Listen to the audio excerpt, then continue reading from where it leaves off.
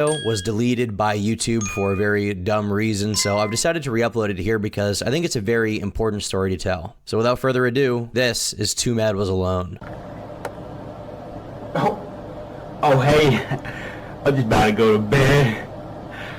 I know we couldn't Skype tonight, but that's alright. Good night, girl. I'll see you tomorrow. Twomad was one of the most talented YouTubers of his generation. In a few short years, he went from a literal nobody to having millions of subscribers. He was featured by PewDiePie, collaborated with Max Mofo, Anything for Views, Jay Schlatt, and other extremely popular legacy creators. His audience was loyal, following him to any platform or medium, and his style of comedy influenced millions of people during a time when they were all locked inside and wearing masks. On February 14th, 2024, he was found dead of what was presumed to be an overdose.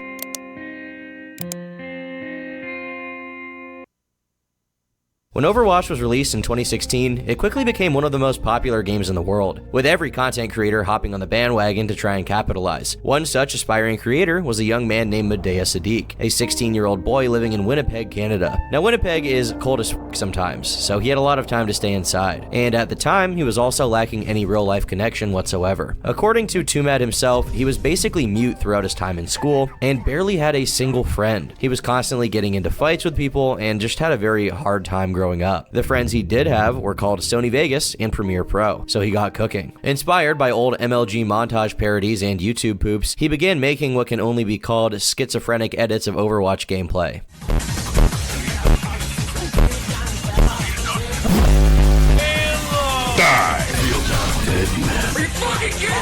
He had opened his channel in April of 2016, and the growth from there was pretty steady, racking up around 10,000 subscribers a year later. In just 2 months, he grew to 160,000 subscribers, thanks to a few of his edits really popping off. How to Doomfist, Nerf Lucio, and Rip Roadhog got millions of views within a few weeks of posting. On Twitter, he thanked his new viewers for the massive growth. But he wasn't about to slow down. His time had come, and he needed to seriously keep momentum going if he was going to maintain this strong new viewer base. He didn't spend his money, he didn't party, he sank into his computer chair a little deeper and cranked out video after video, week after week. By January of 2018, he had 450,000 subscribers. Just 1 year later, he doubled it. By this time, his videos had also gotten much longer. Instead of posting 1-minute long edits, he was posting 10-minute gaming videos with his editing and commentary mixed in. I look at the water and I build the castle.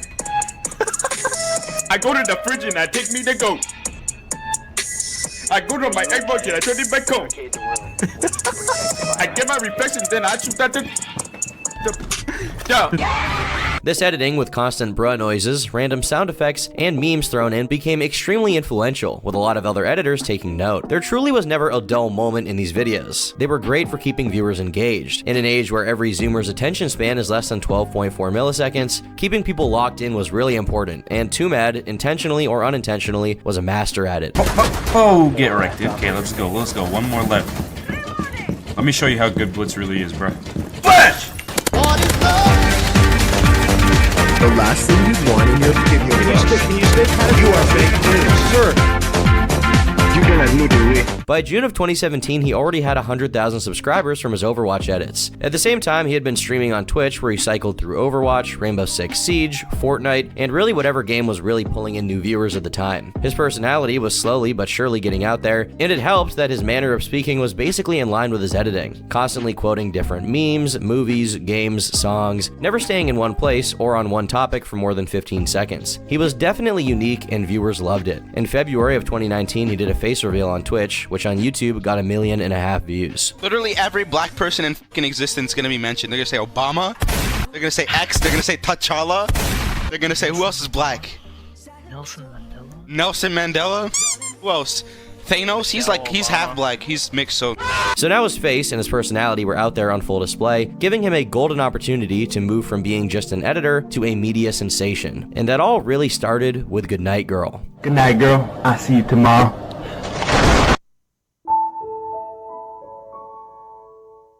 The Goodnight Girl meme came at the perfect time. Just a few months out from his face reveal, his audience was already familiarized with his appearance. This video, which portrays him as a lonely simp or Discord mod, telling his e-kitten it's alright she deprived him of attention, went absolutely viral. Instagram, Twitter, Reddit, 4chan, you name it, it was posted there to millions upon millions of views. And the clip itself is not like standalone, it's from a compilation of similarly cringe and hilarious bruh moments.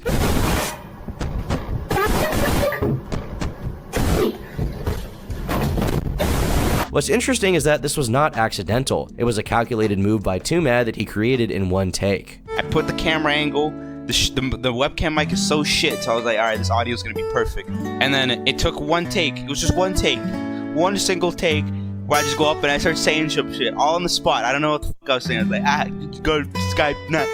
And I just did that, and I literally just let my legs slip under me, and I just fell straight on the ground. There's nothing there. The memes he would use, like the Baba Booey sound effect. You think that like North Korea is gonna pick it up and send an ICBM to my Canadian house? Saying bruh constantly. Bruh. And his poor impression of various ethnicities similarly spread across the internet and became synonymous with his brand. Around this time, the original Twomad channel was renamed to Twomad 360, and his old second channel became his new main. He also expanded his content from just gaming videos to literally everything. Live streams of him trying to sleep while his viewers sent text-to-speech donations to bully him.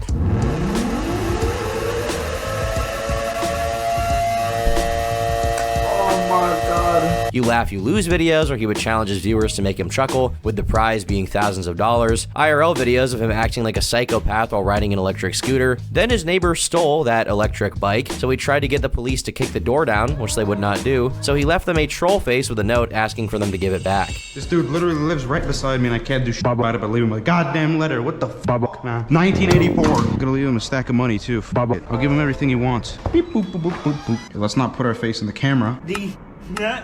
Your photo is required. I just showed him Obama at work. What company are you delivering for?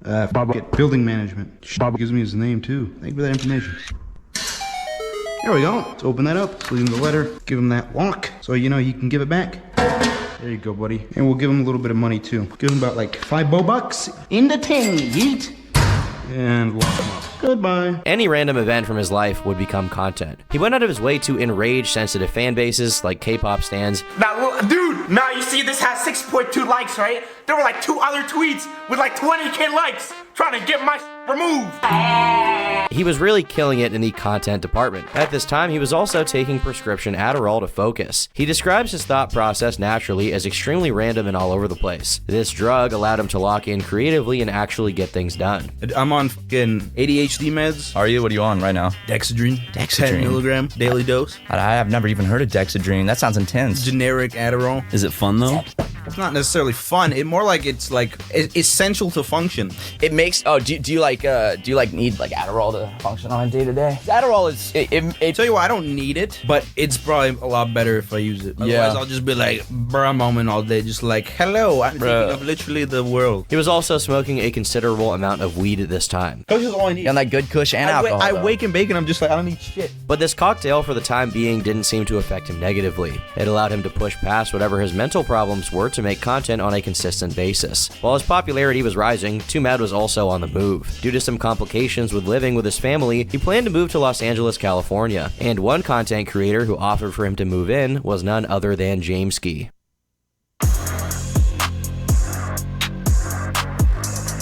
Welcome back to another episode of N-Word News. Did Twomad really say the N-word?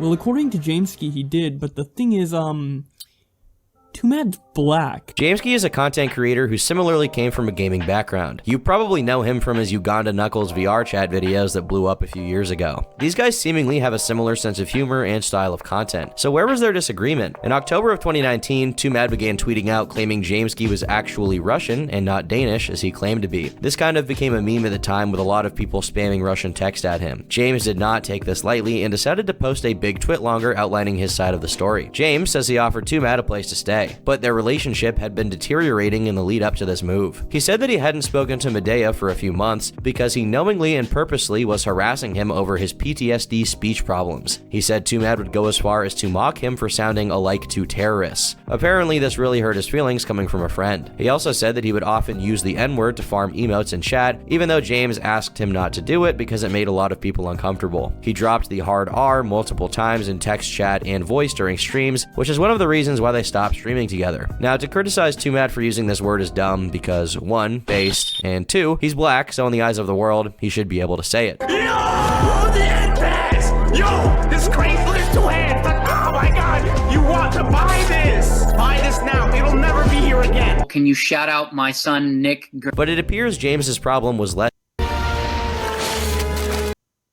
and more to do with the potential of a Twitch ban when it's uttered. James also said Twomad would constantly make fun of him during his Rainbow Six Siege tournament, which made him very uncomfortable. He felt it went beyond basic banter and it genuinely hurt him. Despite this, he agreed to let Medea move into his home in LA. But as the move-in date got closer, he apparently was warned by people about Twomad. All of my friends said they didn't have a pleasant experience with Twomad or knew somebody who would have a word or two about it. Without dropping names, all of the friends I spoke to collectively said they wouldn't let Twomad in their house. But I imagine it's biased based on their experience with him. Twomad is known for being vengeful, harassing people behind their backs, and leaking private conversations with malicious intents. After this, he decided to call Twomad to make sure he actually wanted to move to Los Angeles for the right reasons. We called him to ask him this question because we wanted to make sure he's not going to regret his sudden decision to move to a foreign country without a proper plan. First of all, his getting kicked out within a few months suddenly changed to I just want to move out, and that he wants to move to LA because it's where you make it big. Huge twist of the situation if you ask me. We tried to explain to him that Los Angeles is extremely expensive and that he's going to live here at a loss and it might not meet his expectations. As I mentioned earlier, he just insisted that we wait until he gets partnered, yada yada. He also made a Patreon a few minutes after our call, which is probably the right decision. So the plans to move in were still on. Twomad was to attend TwitchCon 2019, at which time he would also swing by the house to check it out. But during the actual event, they didn't get to hang out as much as James would have liked because of a complication with Twomad missing his initial flight. His reason for not getting on a plane was because there was a guy who had a turban. I hope it's a joke, but knowing his racist attitude, I doubt it is. So TwitchCon that year was in San Diego, which is a 2.5-hour drive from Los Angeles where the house is. James had to return early because his friend Scott got food poisoning. So while busy with that, Twomad messaged him saying he was coming by the house to see it and will be staying with them. According to James, this was somewhat uninvited. Twomad suddenly messaged me, "See you at your house in LA on October 2nd, to which I responded that me and Scott might be at the hospital and can't hang out as our flu was getting worse. He didn't care about how we feel or what we're going through. He said that he's still coming and that he's going to stay at my house for 5 days. I called him out on his dumb assumption and he began to guilt trip me for spending hundreds of dollars and that he can't even show up. Just a clarification that I never said he can't come, I was only confused about his intentions. After making it clear that I'm not claiming he can't come, just might not be able to stay by himself at the house if I'm at a hospital, and I asked him to clarify the part where I told him he could stay at my place. He showed screenshots where I mentioned that the corner room is reserved for him since he specifically wanted it and that there's no furniture including no mattress. I explained to him that it's just a miscommunication and it's not like I wouldn't let you in the house, but you should be more clear next time, alright? He started guilt tripping me even more. At the time I didn't realize he was just being manipulative, and I offered to pay full price for a hotel stay in case I'm at a hospital and he can't stay at my place. A week in Los Angeles at a hotel is $1,000 to $2,000 if you book it at the last moment, by the way. He continued guilt tripping me. After a few hours, I told him that if he promises to take full responsibility for the house, I can let him stay in my room, even if I'm at the hospital. He told me he promised and reminded me it would be cool if I pay for his hotel. So Twomad flies to San Diego, but says he has a place to stay, so he doesn't have to stay with James or stay somewhere James would pay for. James was hurt. Twomad had been ghosting his messages in LA and not hanging out with him. In San Diego, he tried to get Medea to go to the zoo with him, and Twomad apparently continued the same behavior despite being there to visit the house, which caused James sleep deprivation as he was really stressed out and confused. Later, James had planned a trip across the world to Australia and wanted to hang out there with Medea. Apparently, James messaged him asking if the two would be hanging out, at which point he just said sex immediately before giving him a fake address of where he was staying to mess with him. The same kind of stuff continued while there. Twomad said to James he was staying with a friend from Canada, when in reality he was staying with Anything for Views. James, upset, messaged him saying the following: "You really think it's fair to lie to me for 2 weeks for absolutely no reason? What happened?" Twomad then sent a cringe.mp4 file he deleted immediately, and then just sent a really shitty image of Captain America saying, "No, I don't think I will." Yeah, I mean, that sounds like something Twomad would do.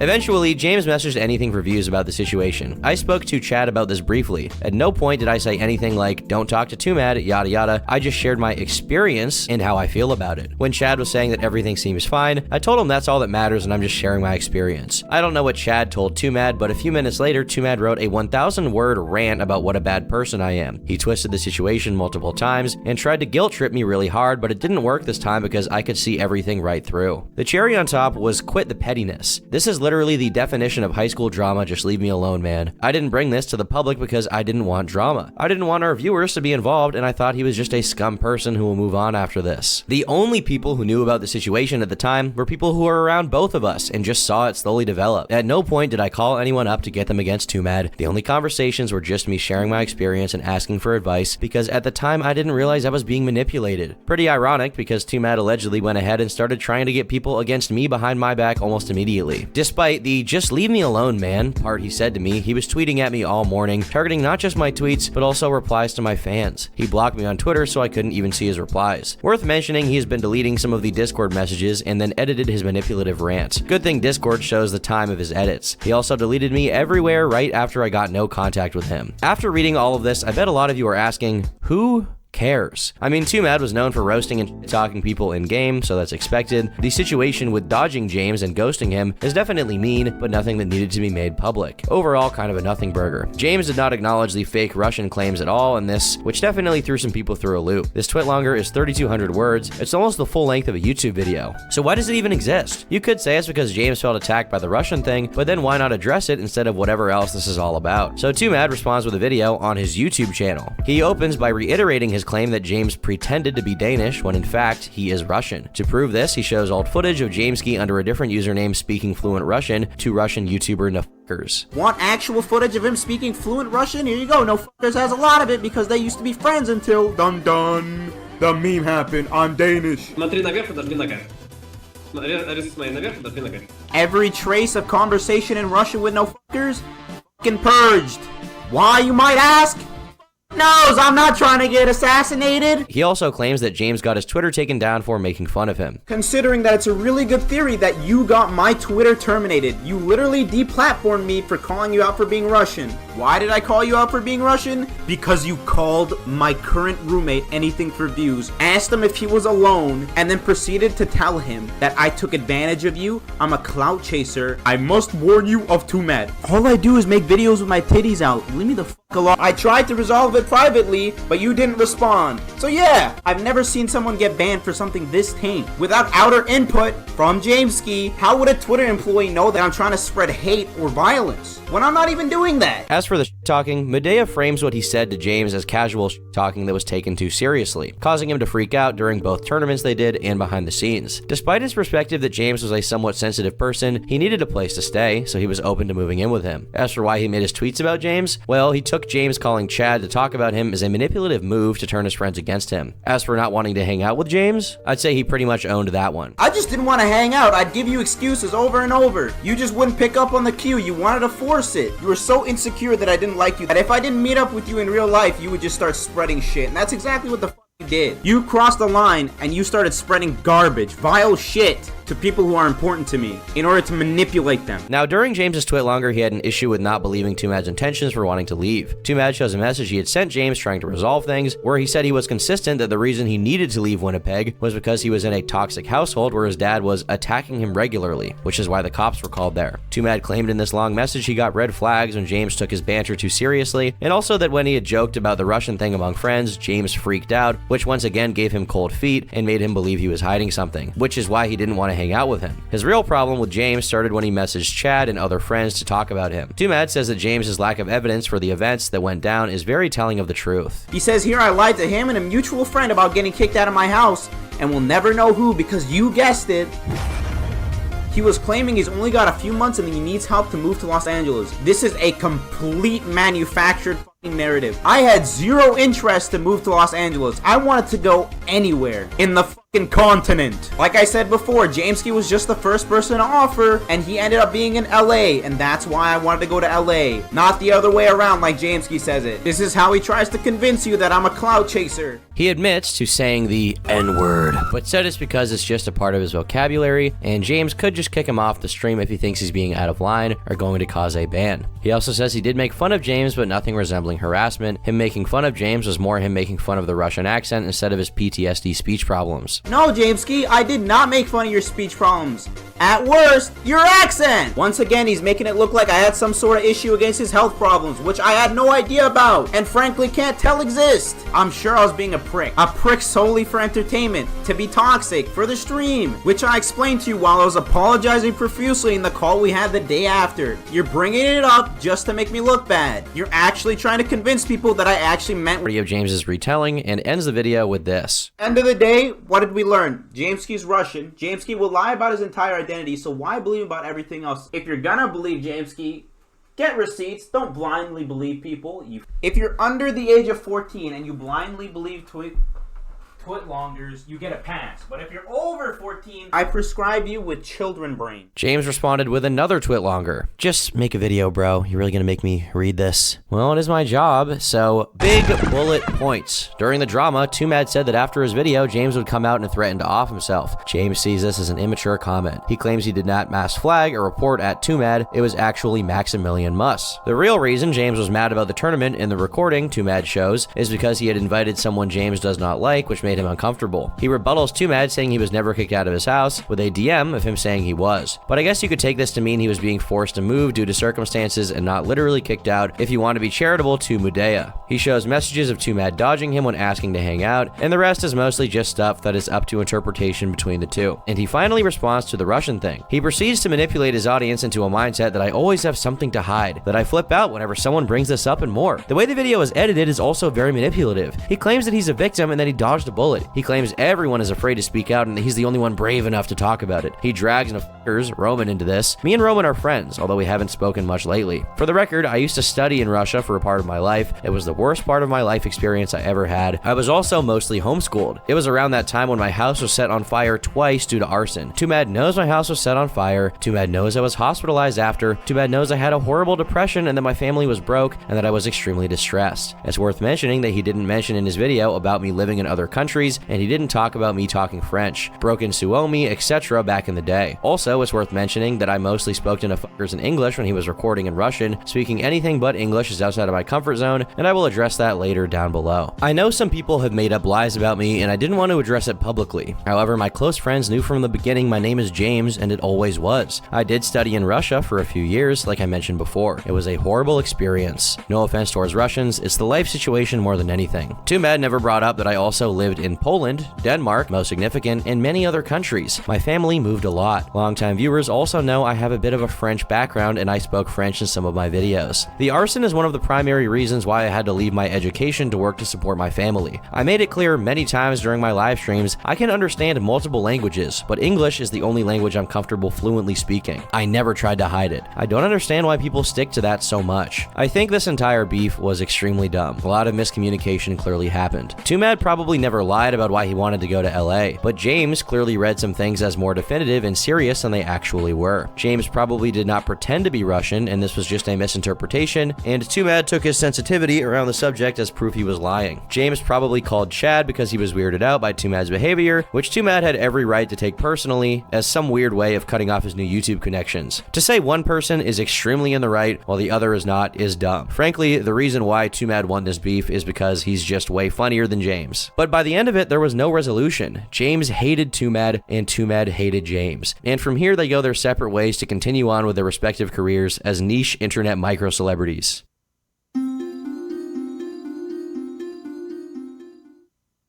Shortly after this, during his trip to Australia, one of the first episodes of Cold Ones was released, starring the Sleepyhead himself. This is one of the most coherent appearances of Mudea ever released. He talks about his experiences during school and even reveals he never finished high school. But I think all parents are like, because they're boomers, man, they don't understand. They're like, you make money on the internet, like that makes sense. I had the exact same problem with my parents. Yeah, your dad, right? Yeah. There's like a balance where they're simultaneously trying to look out for you and support. Absolutely, like, that's your how passion. my mom was looking at it. But yeah, I was because like, then it's like, you're a fucking dumb kid. You're not gonna make anything out of this. I want you to, you know, get an education, then maybe blah blah blah. They didn't fucking get it, but like I said, I didn't even have subs, and I knew I'd blow up. I just do it. It's definitely a risk, but it's a risk worth taking. I wasn't doing For certain shit in people. school. All I did was get fucking in fights constantly and just fucking do nothing. Everyone wants to be a YouTuber. That's like the top one job. It's in surveys, it's the most requested job. I'm like, just finish school. Like, it's not going anywhere. Nah, fuck that. Not always you need to finish school. Like, if you're like me, school, I guarantee you, high school is not getting in the way of you making a YouTube video. Depends. Just go to school and f around then if you're not interested. High school probably finished that. I didn't finish it. They did a video where they made prank calls, they did a vlog in Los Angeles, and Twomad continued doing his regular content as well. Now, there are a lot of examples I could give. The guy was at the peak of his creativity and comedic prowess, but my personal favorite thing he did is also probably the most obnoxious out of it all: the Zoom videos. When the pandemic was happening, many students had to take classes online from their home or dorm room to prevent the spread of COVID-20. So Twomad would get his fans to send him links to their classrooms and then mess with the teacher by just being himself. Sorry, I mean, class is over. Hi, sorry. I'm sorry, you're gonna have a stroke. You're too old for this. Leave! Leave! Leave! Leave, bro! I'm telling you, man! Run! Run! This video got 16 million views, more than double the hits of his second place video on the Twomad channel. He was absolutely killing it during this time, collaborating with Swagger Souls, Call Me Carson, Super Mega, really anyone who was remotely related to gaming or comedy stuff did something with Twomad. KSI couldn't stop laughing at his videos. Goodnight Girl was featured in PewDiePie's YouTube Rewind, which got 28 million views. He did a photo shoot with Belle Delphine. As far as influence goes, from 2019 to 2021, he was at the top of his game, and it seemed like no one could stop him. Not K-pop stans, not the principal of a school who he called while pretending to be his viewer's dad so he could justify why he brought Twomad's N-word past the school. Are people allowed to say the N-word in the school? Actually, if you look at our code of conduct, it is very specific in there about somebody making racial slurs. Oh, okay, so it's not allowed, but... Yes. But what you if he... check our and if you want to look, that's on. I'll have her give you a call. Wait, okay? just 1 second. If the N-word isn't allowed, what if he has the pass? Does that allow it? Like the N-word pass? If he has the pass, he can say it, right? What pass are you referring to, sir? The pass, like to say the N-word? I don't know what I'm kind of confused. You're saying that he would have a card that would allow him to make a racial slur at school? Is that what you're saying? Yes, exactly. And this was a post-edgy YouTube. It wasn't 2016 with Filthy Frank and all of those guys. It was 2020 and 2021, and he just kept the spirit of the golden age alive. He even managed to get healthier and lose some weight. He was mewing, he was looks maxing even. Nice to see. It seemed like nothing could stand in his way, and he would continue on this upward trajectory. Surely someday he would be remembered in the YouTube Hall of Fame as a unique and innovative creator. Until one fateful day when he just stopped posting. The last video on the Twomad channel was posted in August of 2022. Meanwhile, videos being released on the Twomad 360 channel slowed to a crawl, and those that were posted became increasingly low effort. He just wasn't active like he used to be, at least on YouTube. On Twitter, meanwhile, he was posting incessantly, sometimes hundreds of times a day, just posting mostly incoherent bullshit. Not that his tweets weren't already that way, but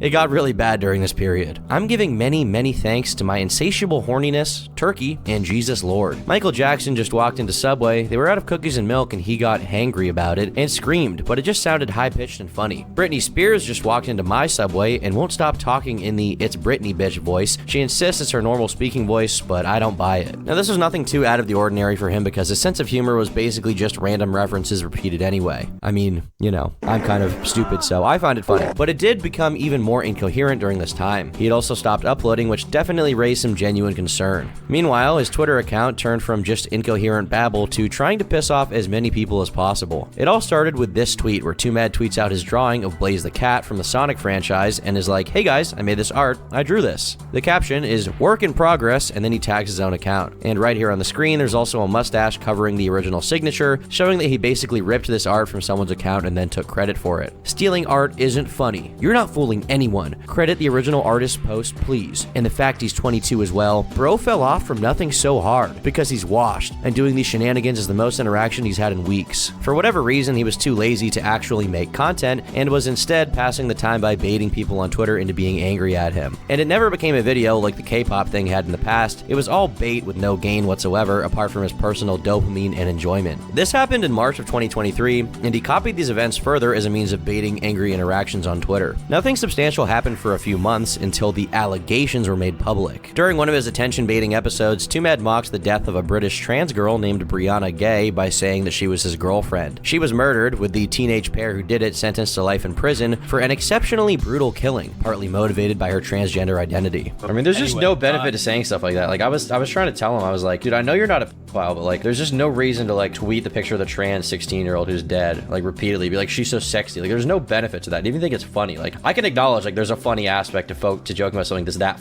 up. Like, I almost get it, but it's like, just why? Like, why do that to yourself? You know the response you're gonna get if you're in that position. And right. He just seems to genuinely just not care. A lot of trans people on Twitter were upset about this, and with the hate swirling, a user named Goldie Bell took it as an opportunity to talk about her experience with Twomad. On June 24th at 1:41 a.m., she posted saying the following: "Twomad is psychotic. What he said about the trans girl is genuinely how he is IRL. He's way worse in real life. Most psychopathic person I've ever met. If you're reading this, Medea, this isn't an excuse to try talking about me again. I'm completely serious about involving the police." Spam from Twomad after I blocked him for SAing me. He made 6 burner numbers after this to also spam me on, as well as Instagram accounts and a Twitter account. If you want proof, I have all of it. Just ask. You can see him send texts actively at the end of this clip. Yeah, I met him October 2022. I hung out with him in person a few times. There's seriously so much insanely terrible stuff he did to me, it would take ages to explain, but the highlights is that he was taking a lot of drugs, pressured me into sex, verbally belittling me constantly, jokes about things like if I myself that it would be hot, that he would kill me and stuff, locked me outside his house in the middle of the night for fun. Then when he asked me to come over to apologize, he sexually assaulted me by groping me the whole time while I kept pushing his hands off, telling him no. Pressured me into sex again after I asked, does it matter if I don't want to? He said no, then grabbed me as I was trying to run out of his house's front door and started groping me while I was crying and had to use my full power to get him off. His friends showed up as I was running to my car and helped me get out after Twomad started running to my car as I was about to go. Then that night he saw XQC and his girlfriend and told them both everything because he thought it was so funny. I didn't really say much, but yeah, the groping thing was nothing compared to what happened earlier. Basically, I was extremely uncomfortable and telling him to stop touching me. He kept grabbing my thighs and messing with my skirt, started like touching my feet and shit, and I'm literally stuck in a corner basically, and the MF stands up, takes out his dick, and kept telling me to grab it and look at it and stuff. And keep in mind, I'm super uncomfortable. I told him to put it away, and he kept getting closer to me, doing same shit until I tried leaving the room. He grabbed me then, and like, he grabbed me from behind. He was still hard, and I could feel it against my back as I was trying to get away, and he was still like grabbing my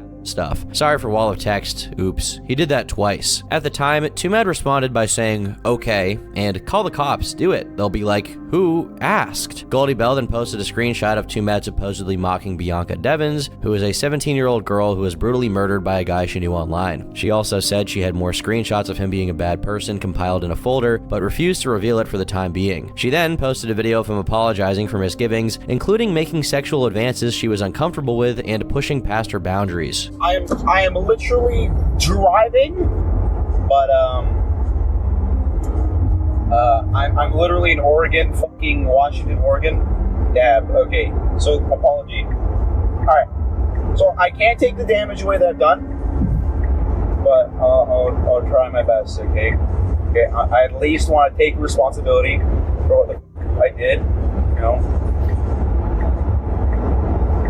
Like the way I treated you and like. At the very least, he seemed to admit some kind of wrongdoing, but what it was unclear, as was the severity. She then posted literally thousands of messages of him spamming her, acting like a nut job basically. Some people questioned if this was just typical Twomad behavior, while others speculated he had to be using some substance to justify spamming someone this much. While he wasn't on YouTube, he was still infrequently streaming on Twitch. The same night Goldie Bell posted all of this, he went live and made fun of her, saying she was desperate for attention, and that the allegations were cookie cutter and dumb. Getting a real response out of him was nigh impossible. Nobody fucking believes you. Okay, actually, the first thing that I did was, I'm not that bad.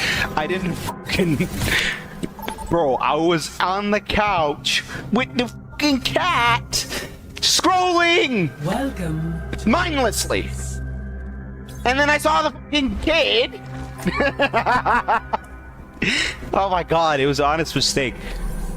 I was just posting. I was just talking, okay? Like, fucking, I don't tell you. In this stream, he also said she was his girlfriend at some point and this was a relationship struggle. He also, in a few different contexts, claimed he had paid Goldie Bell for oral sex, which she supposedly accepted. Meanwhile, Goldie Bell said she was never in a relationship with him. There also seemed to be some conversation about him giving her money here. He says he wants to shower her in cash, they discuss some money that he's to give her to make her feel better for something he did, and then when they're talking about him giving her money, he says she should get the sperm out of him. Most fucking ridiculous shit. Whatever. I don't like cancel culture anyways. So many fucking dudes that you guys trust on a day-to-day basis have done that same shit, if not worse. It's common! Him downplaying the allegations by saying this kind of thing, whatever the truth was, and saying it happens all the time, definitely didn't help him in the eyes of the public. Now, at the same time, this clip looks especially bad when taken out of context. He does, however, outright deny any sexual misconduct ever took place. Some of it's false. Like, she's over-dramatizing it. Like, I didn't say this all, it just didn't happen. That never happened. That's her main headline, right? That's the main headline? Never happened. He also said she was mentally ill, which informed her supposed false allegations, as she was abused in her youth. The truth is that she was molested as a child, right? Okay, it happens all the time, and that makes it so like this, what happened to her is a lot worse in her fucking head. Finally, he reflects that had he not started shit with the trans community on Twitter, this may have never come out and he would have been left alone. You made this shit 10 times worse for yourself? Okay, yeah, if I wasn't doing that trans, I don't know if she would have posted that shit on Twitter. If I wasn't like wilding out originally. This is like a train, like I'm just having a train ran on me. In response to the apology video, he claimed it was a coerced confession. Meanwhile, others leaked messages of him spamming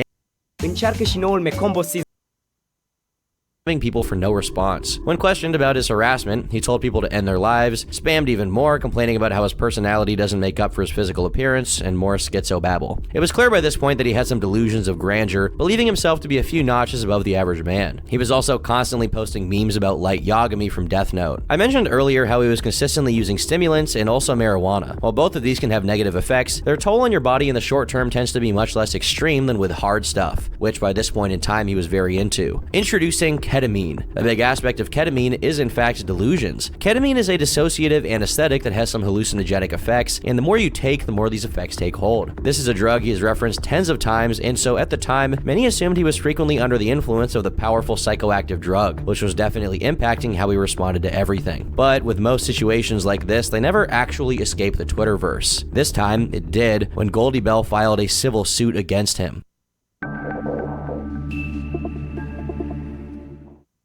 On July 6, 2023, Goldie Bell, real name Isabella, filed a request for a protection order against Twomad or Medea Sadiq. She claimed she was being harassed by him through threats, both public and private. She also said they've been witnessed by James Prime, the real-life name of Jameski. She claimed it began in December of 2021 and lasted until the present. When asked if he had threatened her with a weapon, she said, "Respondent pulled his gun on me while I was standing on his front porch," which was caught on video and posted to Twomad's Twitter account. He owns numerous firearms. In connection with his threats, she posted a video to Twitter showing him firing his pistol in the air while sitting on his patio. She also claimed to have been sexually assaulted on multiple occasions, including coerced oral sex and intercourse. "I live in constant fear of my life. I am Isabella, and I am the petitioner in this action. I bring this petition because I fear for my life and safety. I am a 19-year-old art student. Beginning in November 2021, respondent Medea Sadiq sexually assaulted me on multiple occasions, and over the last several weeks has made private and public threats to my life, repeatedly harassing me online and by phone.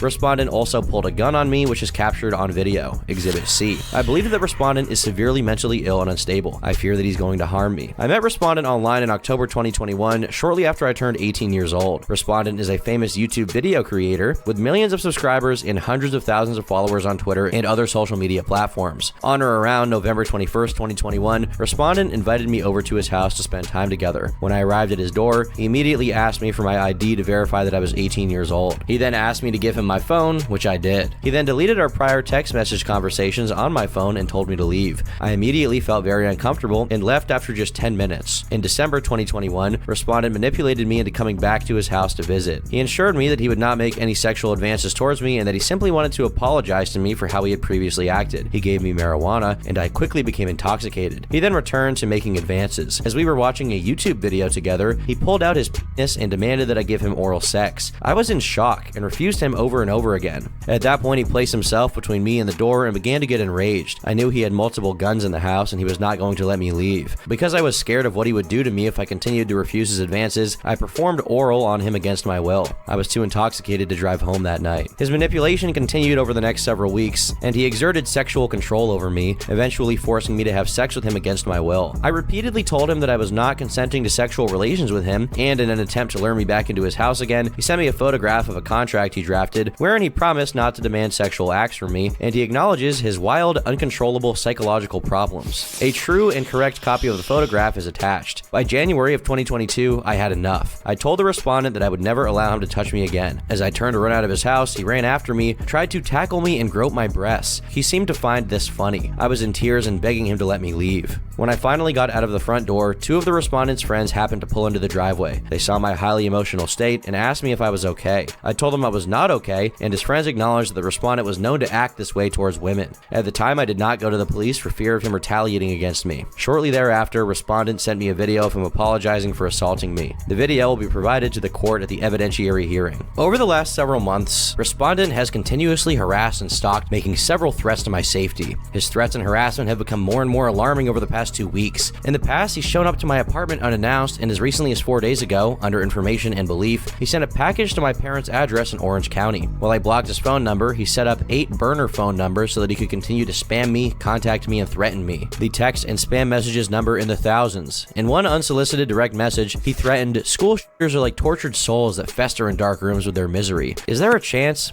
Yeah. Like I might get a phone call from Jesus Christ to exhume your soul for the sacrifice, and unfortunately in this situation, I must do." Further, respondent repeatedly harasses and threatens me online, including on Twitter, which has provoked his large following of fans to join in the harassment. Just a few days ago, the respondent referred to me in a threatening tweet, watching Death Note to mentally prepare the most effective way to make this bitch jump out of her skin in her apartment. In another tweet while talking about me, the respondent posted a meme depicting 3 assault rifles with the caption, "Who's getting the assault rifle?" He further tweeted that he will burn my life to the ground and that he is plotting on the bitch. In another tweet, he bragged about sexually assaulting me. "What do you mean? I got a bunch of head and sex from her. I won. Lol." He continued, "Well, actually, it's around 30 when our students become successful. They kind of die inside in the meantime. I'ma get away with this shit." After being confronted online for essaying me, he tweeted to his hundreds of thousands of followers, "You know what? I would do it again." In another tweet, he posted a video of 2 birds mating with the caption, "So this is what I did to Bella, basically." Respondent continues to post photos of me in connection with threats to my safety. Examples of respondents' online and telephone harassment are attached here too as Exhibit B. Further, respondent is in possession of multiple firearms, and his online harassment makes reference to his firearms. In between his threatening tweets, respondent posted a video of him firing his gun off on his patio at his home. Respondent is known for flaunting his significant arsenal of weapons online, and he appears to have a fascination with firearms. On one occasion, the respondent pulled a gun on me while I was standing at his front door. The act was photographed on his doorbell camera, and he posted the photo to his Twitter account. True and correct copies of respondent's gun-related activity are attached as Exhibit C. Fearing for my life, on or around June 26, 2023, I went to the Culver City Police Station and filed a police report, case number 233383. Officer Bo Railsbach suggested that I immediately hire counsel and seek a civil harassment restraining order. I am terrified that respondent is going to kill me and or continue to attempt to exert sexual control over me. Respondent appears to be severely mentally ill and unpredictable. The constant threats and harassment are ongoing, and respondent has caused me substantial psychological and physical harm. His conduct has led to my extreme anxiety, depression, and habits of self-harm. Alright, so with her main statement out of the way, let's get to the evidence. Exhibit A features a written apology that Twomad had signed, saying he would agree to not demand sex from her. It was apparently a sleeper agent code word, which would make him be forced to admit how he was scaring Isabella and apologize for his actions. Past this point, most of the evidence regards Twitter posts and messages Medea made and sent to Goldie Bell. Exhibit B shows that Discord message of him saying school shooters are like tortured souls, but he has a life worth living. The next one shows him saying, "Is there a chance?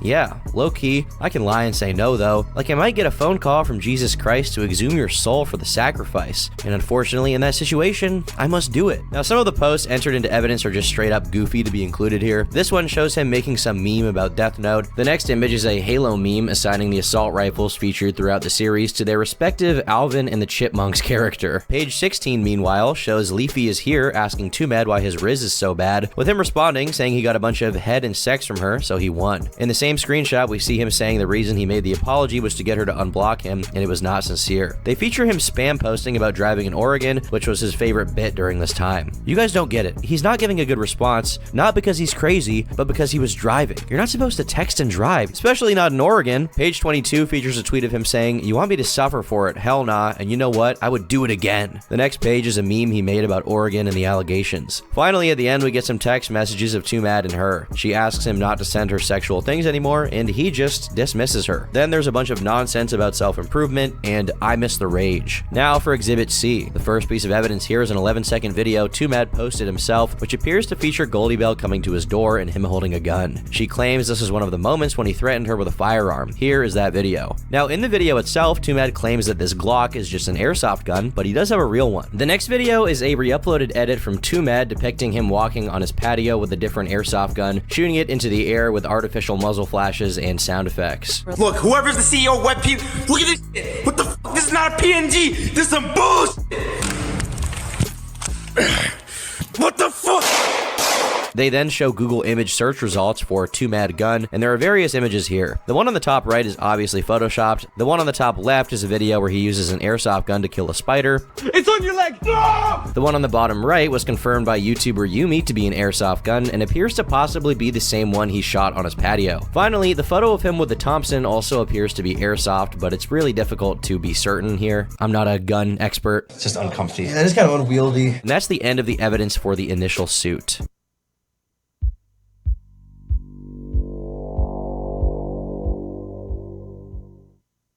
Now, the purpose of this suit, to be clear, is to secure a protection order for her so that the court orders Twomad to stop contacting her altogether, which honestly is a valid motivation considering the fact that he was constantly going schizo on her and wouldn't stop contacting her. He incessantly posted about the situation after it all came out with vague memes and directly addressed her. In August of 2023, he called into the TBH podcast to respond to the allegations. I deny everything. Okay, I did some of that shit.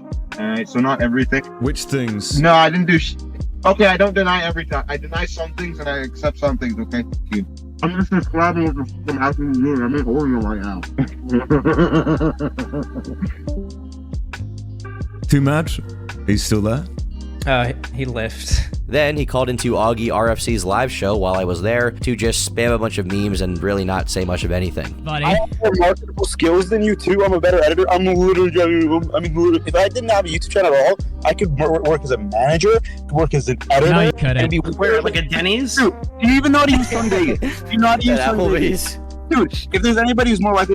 Creativitatea se dezvoltă prin joc. You, bro. Please stop coping. Now, around this time, a lot of people had been making videos about what was going on. Myself, Oompaville, really any commentary channel was making a video about the Twomad allegations. So he decided to start posting a series of responses which are completely unwatchable garbage. Hey guys, welcome back to another video. You know who Twomad is? Yeah, he's a legend. Yes, that's me.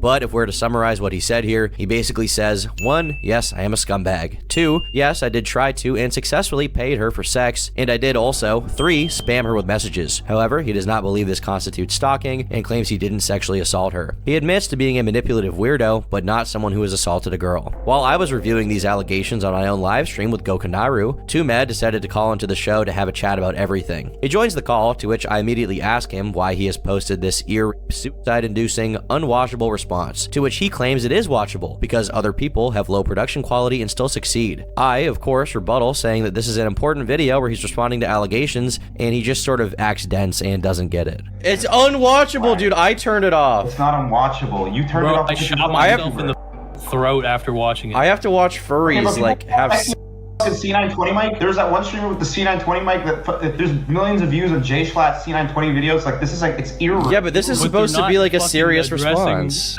Yeah, but why the thing is okay. So there's a balance to be struck with. So you were talking about this dude fell off, right? Okay, so he gets canceled, still fell off, right? Okay, so part of that is like okay, well you haven't posted anything interesting in a while. Yeah. And the other part of it is you just straight up aren't like you don't care, like unironically uncancelable. Gokanaru then makes the case to him that not caring what the internet thinks at all is dumb, especially with an ongoing lawsuit which could result in financial damages to him. He doesn't seem to agree. Being beholden to the internet. You know, like if you give a about what people think, you're beholden to them. Yeah, but like, do you realize how that can like result in you going like off the rails and smashing into a brick wall? All right, what's the worst thing that I did? What's the most off the rails thing I did? I mean, you're being sued right now.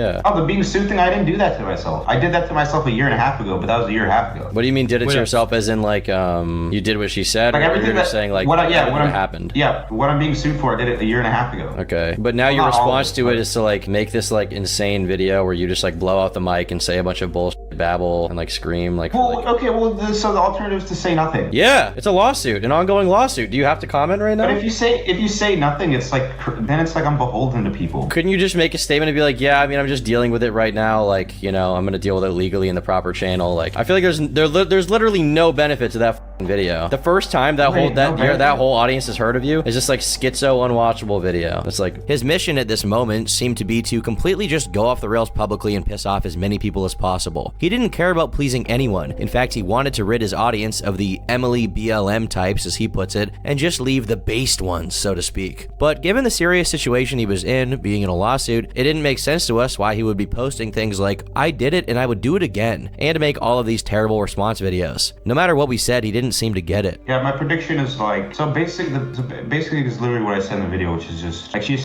traumatized by somebody else, so she's like having an overreaction to what happened to her. So like the actual like intelligent opinion on like what actually happened is like pretty innocuous, non-excessive. But it's like it's still not good, just in the sense of like, because she's traumatized, it's like I should have been more delicate about it. But what I did is like she's definitely like, she's gay, like she's a little gay person. Do you think that anything you've said on like Twitter or in the video was like admissible in court in any way? Yes. Do you think that would like But do you think that would bode well for you in court or no? They're gonna try their hardest to like paint this image, but I feel like that's what you do when you have way too much money. The thing is, it's like they're not gonna take the tweets and be like, ah yes, he's schizo. They might. I mean, I don't think that's what they say. I think they'd take it and be like, why is he like just saying all this bullshit, contradicting himself? Like, it doesn't really make sense. Yeah, I mean, yeah, there's like the contradicting thing, but like that's like also a big it's just deal. like, well, not as bad as it is, because like it's gonna all get aggregated anyways, right? All together, testify, and then they're gonna look at the tweets and stuff like that. Dude, and then like, just what are you doing? Has your lawyer told you what if it's a good idea or not to post on social media? I assume he said it's a bad idea. Yeah, he told me not to, but it's like I can just tell the guy is like not taking it too serious. Like he's an experienced lawyer, so he's dealt with like He's not taking it seriously? Like, I feel like he is taking it seriously. Well, no, he's taking it seriously, but he's not taking it seriously in the sense of like, you need to stop doing that now. It's more like you should stop doing it rather than you should stop doing it now. Like, for example, like killing somebody, that would be like a thing that a lawyer would be like, you need to stop doing that now.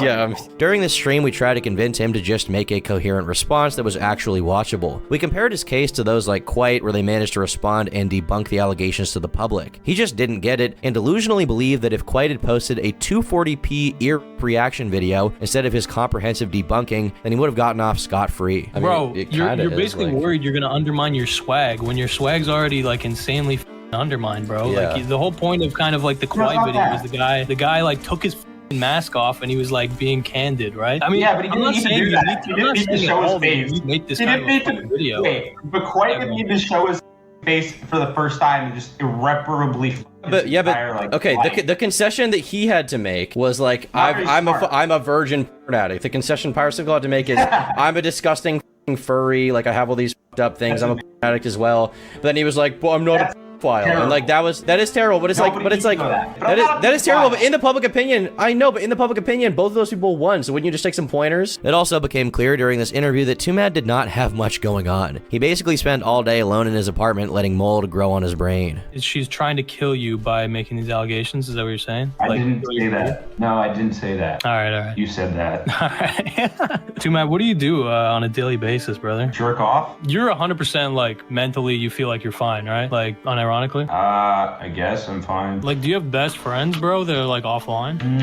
Yeah. Wait, no, not offline. Okay. Have you been like? Has there anyone like this like been around you throughout this? Like, just kind of keep your head on straight or no? Not really. I'm based. I see. Okay. You're making being based sound really depressing, bro. What do you mean depressing? It builds character. Being alone, it can. Yes. I mean, absolutely. You don't think that builds fortitude, having a hard life? No, I want a hard life. I've never wanted an easy life, but doesn't mean you need to like experience it alone. Anyway. Yeah. I think having people around you is really important. Well, there's 7 billion people, so eventually I'll just find. Afterwards, we moved into the allegations themselves. Twomad claims the nature of their meeting was prostitution. He said he messaged her asking her to give him oral for money, and she agreed, at which point their interactions in real life began. Like, never sucked my dick ever, like, without $200. The $200 was just like, now I'm doing it. So she wouldn't give you head if not for the money, is that what you're saying? Yes. Okay. Just completely knocked open the door. It was like, I never do that. It was before that. It was like, I never do that. And after that, she's like, okay, how big are you? I think I'm gonna swallow. It's like, what the f? It's a complete switch in the head. However, during their interactions, they developed actual feelings for each other and were hanging out pretty frequently, talking every day. I've had like a little girlfriend thing before too, but it's like, this was more than that. No, I get That's it. what I This is mean. like, yeah, this is like your first time being like intimate with a chick, basically. There was messages where you were saying like not trying to date or whatever. Was that you kind of like trying to convince her you weren't trying to date because she didn't want to date? Like, I'm kind of confused how she's claiming you weren't dating and then you're saying like you are. Like, she didn't want to date, but like you were effectively dating. Is that kind of what it was? I mean, so there was like, okay, for example, she'll say like, you chose me, or like she'll say like, I'm trying to lock down this dub, or I'll say like, oh, we're gonna be friends if you don't have sex with me, and then she'll be like, oh, that feels like shit. Stuff like this, or it'll be like it's just like I don't know what the distinction is. Like, it's the only thing I know about like an intimate relationship with a woman. It's like, yeah, it's like I've had little friendship things, but it's like I've had like a little girlfriend thing before too, but it's like this was more than that. He considered it to be a relationship, although keep in mind, he had never had a girlfriend, so it's hard to say what his understanding of that would be. And this brings us to the night Isabella describes in her lawsuit. In Isabella's version of events, Twomad wanted her to come into his home and told her he would not make any advances. He then gave her weed and returned to making those advances. She says as they are watching YouTube, he pulled out his penis and demanded oral. She refused over and over again. Then he places himself in front of the door, becoming angry that she won't give in. She said she was scared because she knew he had multiple guns and was not going to let her leave, so she gives in. During the live stream, some of these interactions do seem to line up. According to him, she comes inside, they go upstairs, she sits down on his bed and calls him an incel. He starts touching her right away and making advances. She shoves his hands off. He does it again. She gives him a strange smile and shoves his hands off again. He advances again. She declines and says stop, and Twomad says that past that point nothing happens. During the same night though, he started touching her toes, and she says she's gonna drive home if he keeps touching her. And according to Twomad, this is where the interaction ends. I'll also let him speak for himself here so you can hear exactly what he said. This time with the gun was the second time you met her.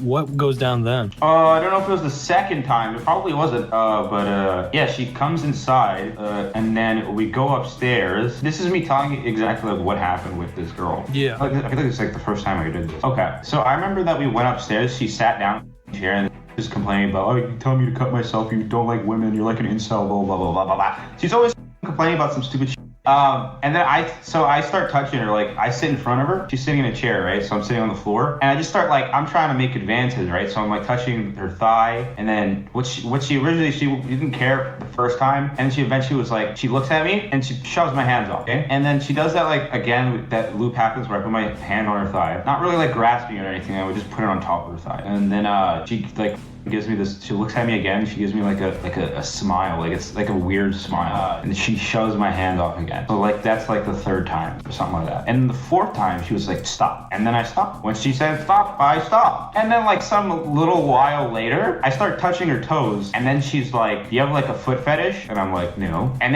then she eventually gets to like, I'm gonna want to drive home if you keep touching me. I'm clearly not happy. Says that. And then she says I like pulled my dick out or whatever the fuck. It's like, I don't remember this at all. But after the toes thing, and then she starts complaining, like, I want to drive home or whatever, I'm pretty sure I just, like, that was kind of the end of it. It doesn't really go Was this the much same beyond interaction that she claimed was like a sexual experience, or was this just your first time meeting her in person? Like the sexual assault or whatever happened? Because there's a moment where she's like, she's like, she claimed that you like shoved her, pushed her down, tried to make her do stuff. Whoa, wait, what? When did she say that? Didn't I see this a while ago on Twitter? Wait, when she was did claiming say there I was she was shoved claiming her? there was sexual like assault, like it was like an assault. Yeah, no, she's using the word sexual assault for sure. But when did she say like I can't what you're remember. saying? I mean, maybe I'm misremembering, but I thought I saw that on Twitter. Well, she says like tackle in the TRO. She says like he tried to tackle me. He got him rage blocked the door. Okay, maybe that's what I'm thinking of. Yeah, maybe that's what I'm thinking of. Sure. Yeah, there's definitely no shoving. Like I wouldn't be surprised if she claimed it, but I didn't actually do that. But she says that I blocked the door. Okay. And that I made it so she couldn't leave, or she knew that she couldn't leave. Did you do that? So when or she not? gets in the courtroom, blocking the door, dude. Okay, she said that I trapped her in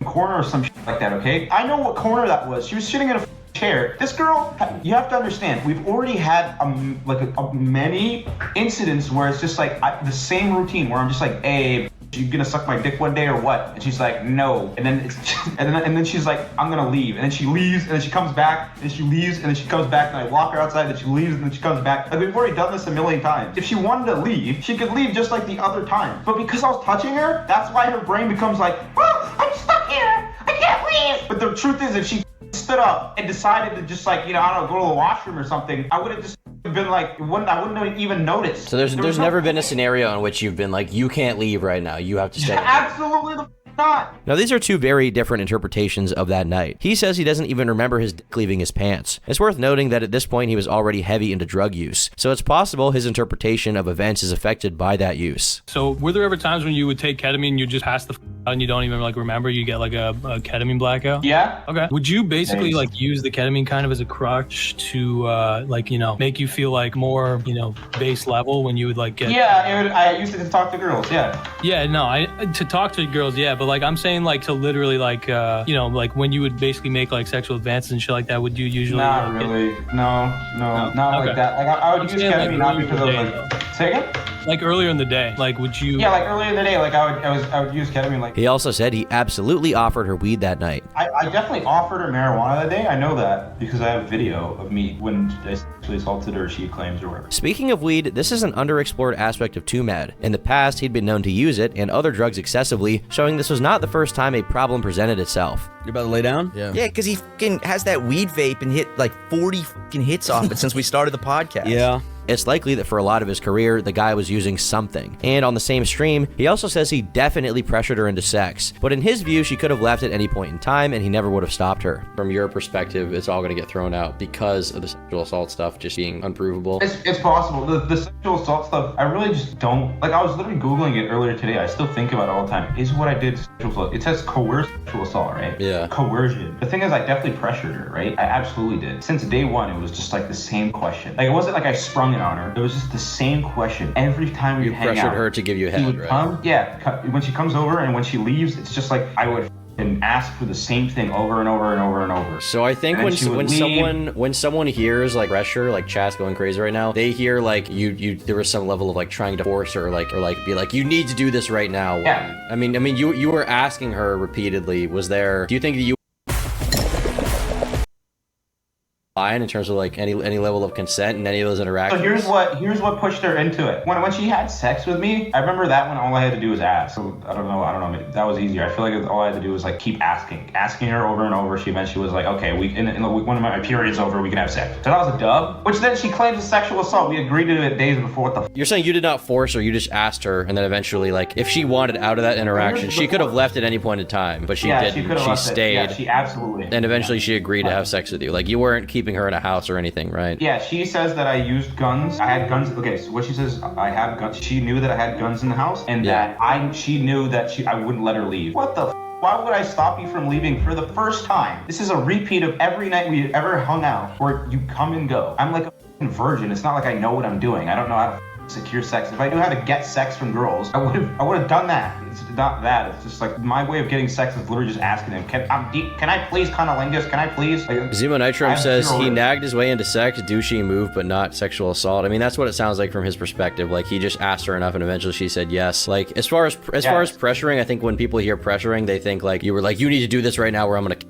you. But here's the thing. You're saying you didn't say that. Yeah, okay, it wasn't killing, but it was just like, were you just like begging her? Is that what it was? Like please have sex with me? There was begging. There's the begging. There was always begging, but there was an ultimatum. Like when she had sex with me, it was just begging. When she sucked my balls the day like I sexually assaulted her, she claims, I gave her an ultimatum. And the ultimatum was like, you either suck me off or I'm gonna stop hanging out with you. Yeah, it wasn't even stop hanging out with you. It was just like, we can be friends. And then a fucking switch in her brain flipped, and she started walking towards my bedroom. In the court documents, Goldie Bell cites an apology Twomad made as evidence of his crime, an admission basically. She also posted this original video on Twitter for everyone to see. Now, Twomad claims this apology was disingenuous and merely a way for him to continue talking to her. He also claims the person in question who wrote the apology for him to say to her had his own allegations and as a result was an unreliable narrator. I do have a legit question though. There was that one guy you brought up in the response to Oompaville that had sex with a 15-year-old or whatever, allegedly.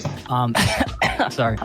Do you have like, is there any evidence that he's the one that wrote all that? Like the apology? Did he write Oh it yeah, out? Like, no, it's just like he sends me a text message, he's like, rewrite it so she doesn't know. Like, yeah. Oh, okay. So I don't really mention that a lot. Like, So that's a disregard for truth, right? She knows that it's not a true apology. She puts it on the internet. That also the defamation case. She knew that? Yes, she knew that. I'm not. Basically, there was this this situation where you were, the whole driving in Oregon meme comes from. You're driving, reading the apology. You claim that apology was written by someone who later turned out to be some kind of like creep himself. Like, what is your? I guess I was curious if you could go deeper on that, like who that person is. That guy, he was an opportunist that he saw the opportunity of so she has roommates, right? He's like an opportunist. He saw it as a chance to get with girls.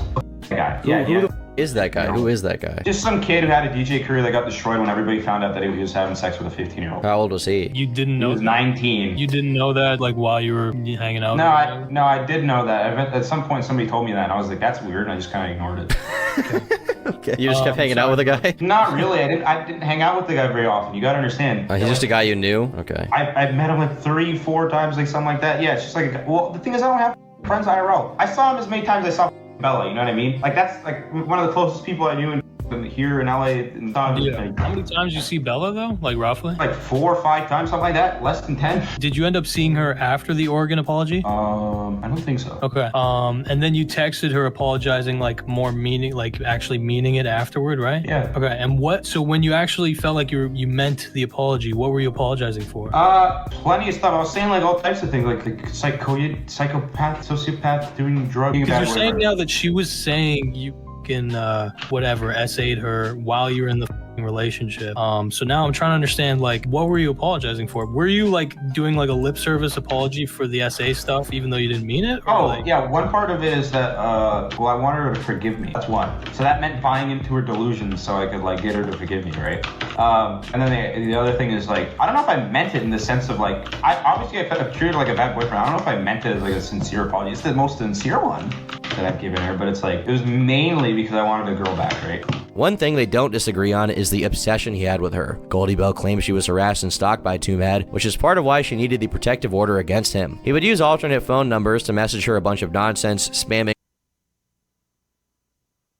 Miss the Rage, which is a Playboi Carti song famously covered by Mario Judah, over and over and over and over. He sent her the Easter Island emoji hundreds of times. He said Donda about 1,000 times. And he also sent her messages trying desperately to convince her to speak to him again. I know there is nothing I can do to take away the damage that I have done to you, but at the very least I want to take responsibility. The way that I treated you and viewed you was not okay. I pushed past your boundaries for only the benefit of myself. I made sexual advances that you were clearly not comfortable with, and I chose to ignore it. I regret all of that so much. As for the kind of jokes that I made, it was never my intention to make you fear for your safety, but I understand now that's how I made you feel. I am sorry. As if this was all not enough for you, I acted very obsessive after I realized you had left. I am working hard in therapy to correct the parts of my brain that allowed me to act like this, and I'm going to make damn sure I never repeat these actions to anyone else. Enjoy, love. I'm good. In these messages, it's clear he knows he did something to her, but doesn't really specify. Regardless, he continued messaging her for weeks. When you were spamming her fucking messages, okay, what time was that? Like, at what point in your relationship was, you know what I mean? I did that all the time, but I don't know. Why did you do that? Were you just like desperate for her attention, or? Sure. Like you were in love type of thing, but I was completely infatuated with this girl. That's why I also say like, oh, you're like dating or whatever because I don't know, man, like it's very invested. That's the word I need to use. Yeah. Very invested. Were they're not like, I guess it's like you were invested. I just feel like, I don't know. There must have been other girls you could talk to. You're like famous. No, there's no girl that was nearly as invested with this girl. So it was just a fixation on her in particular. I see. I mean, like people don't want to use the word dating, but it's like, bro, yeah, invest. I had large stonks. Was she invested? 500. Yeah, I think so. Yeah. There are a lot of other interesting pieces of information from this stream that iron out some of the details the public has been confused on, at least from Twomad's perspective. One thing he says was that during the sexual encounters he had with Goldie Bell, he actually didn't even enjoy it, but he claims that she did. Is there any point where, while you were or doing whatever that she switched up during that? No, when we were having sex, it was like, I don't know, she said when she did tell me like after we had sex, I was just completely like grossed out and like I don't want to do that again. I was like, I need to take a shower, and then she was just kind of like whatever. She was like, laying down on the bed, like face down. And then like later on, she was like, well, I enjoyed myself. And then I just sort of said nothing. I was like, I didn't want to tell her like I hated it or whatever, but she was like, yeah, she said that she enjoyed it. She enjoyed herself? Is that what you just said? Yeah, she said she enjoyed herself. Okay. She said, I enjoyed myself because I was giving her signals that I didn't like it. Keep in mind, Twomad was also a virgin before he met her, and here he is saying all of his times having sex weren't even enjoyable. After this stream, I got added to a group chat with other drama channels to talk about the allegations. A bunch of people were in there, and for the time I was there, it consisted of everyone trying to convince him to take the allegations seriously and make a proper response because his goofy, aloof attitude towards it all was making him look guilty by default. He was also working on a WordPress website at some point to prove his innocence, but I don't think that was ever finished. Meanwhile, his tweets were as schizophrenic as ever. Twomad will remember this. Guys, you can't make edgy jokes. Freedom of expression is Jover, demonetized. Kinda having everything happen all at once. Maybe it's ADHD. I don't know. I think I need a new lawyer. In any case, I won't kill myself or whatever, but I will lose faith in humanity forever if I don't get vindicated. Bowling noises intensify. Lord knows the community is itching for some drama to get knee deep into. This might be compelling. He was basically begging for someone to make a video debunking the allegations for him so he would be off the hook. He asked me for as much in DMs multiple times. He also asked me to loan him like $40,000 to pay for his lawyer, which he said he would then pay back tenfold if he won through making more videos. Gotta say, not the most enticing offer. Ultimately, Goldie Bell's restraining order was granted. Twomad was to not contact her for 3 years. Whatever the truth of what happened between them, he had no formal criminal charges and was a free man. Many expected him to turn a new leaf and get back to making the content everyone loved from him. Why wouldn't he? Unfortunately, that just didn't happen. Instead, his brain began to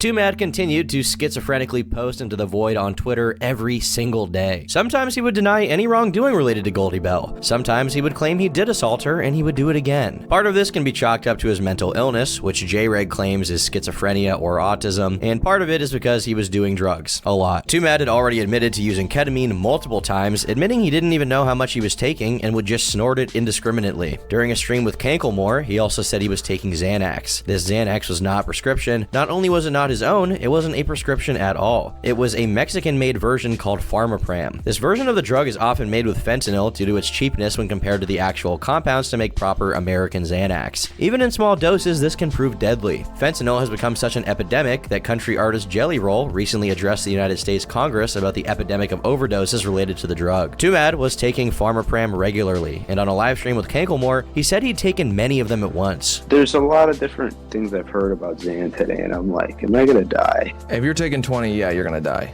Okay, I won't take 20. Yeah, probably don't even take 5. If you take, like the way you said you blacked out half of one, if you take 3, you're gonna die. I took 5 already. Today? Yeah. Really? Not real. Like, I would just keep popping them in, and then I'd wait a little bit, pop it in, and then wait a little bit, pop it in. Do you know what I mean?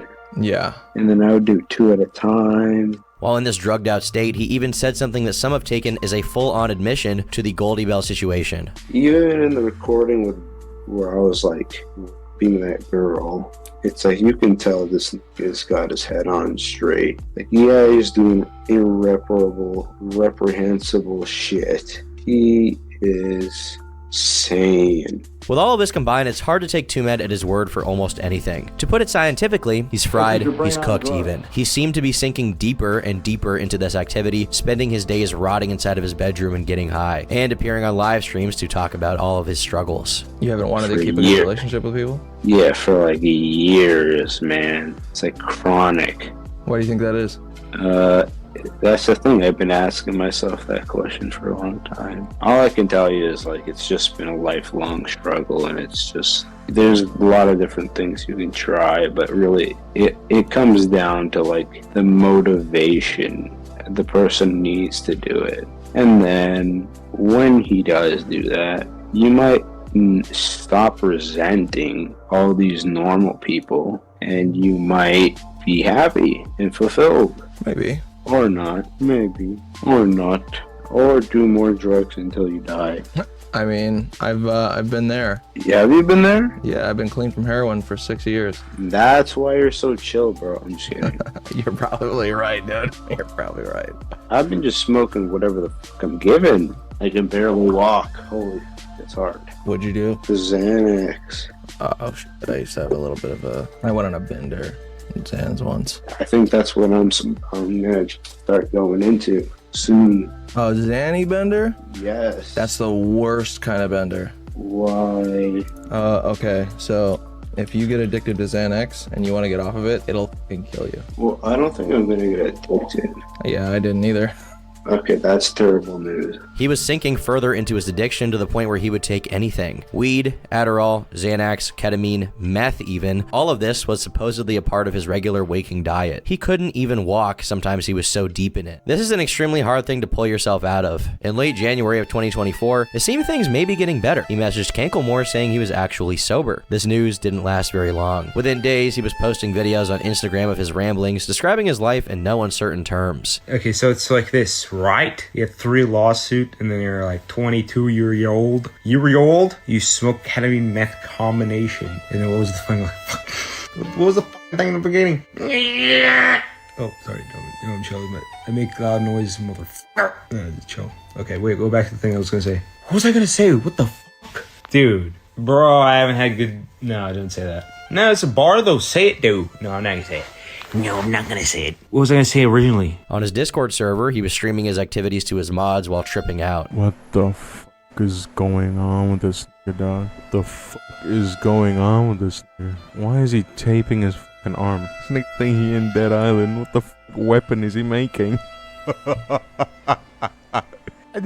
What is he gonna do with that dongo? His final live stream was on February 8th, 2024, and featured him once again spamming gibberish to his audience. Many believe the following video as him foreshadowing his own passing. It's the question you cannot answer ever. Why did I kill my... No, don't say that. Say it! Say it! Stop the internal conflict and say it! Sorry, I don't mean to yell. It's fuck, they hear me, they're my neighbor. On February 14th, 2024, TMZ reported that Twomad had died of a possible overdose. The internet erupted at the news. On Twitter, there was a celebration. Hundreds of thousands of people cheered on his death. Many of them were unaware of the details of the allegations, and instead cheered it on because he was racist and transphobic. Those that did know about the allegations mostly expressed confusion. On YouTube, fans expressed disappointment in comment sections. They took to the most memorable videos and podcast appearances to mourn the death of a talented creator.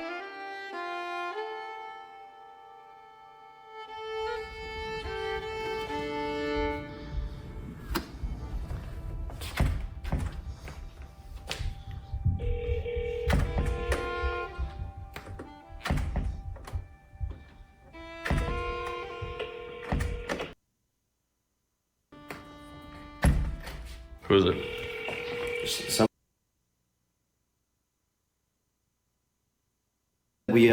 We did like Twomad's content together. Like we did a stream with him. They got cited in this court case. Twomad is dead. No. Yes. Whoa. The cops found his body. He's dead. TMZ just reported it. He's fucking gone. Oh my fucking god. This is not like a joke. I'm not pranking you. Like he killed himself. He overdosed.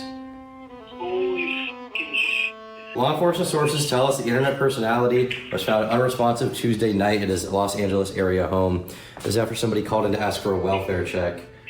He hadn't been heard from for a few days by concerned parties, and he missed some appointments. As a result, the cops were sent to check on him, and that's when they found the body. Although it's unclear how long he'd been in that state. Our sources say there was drug paraphernalia found on the scene.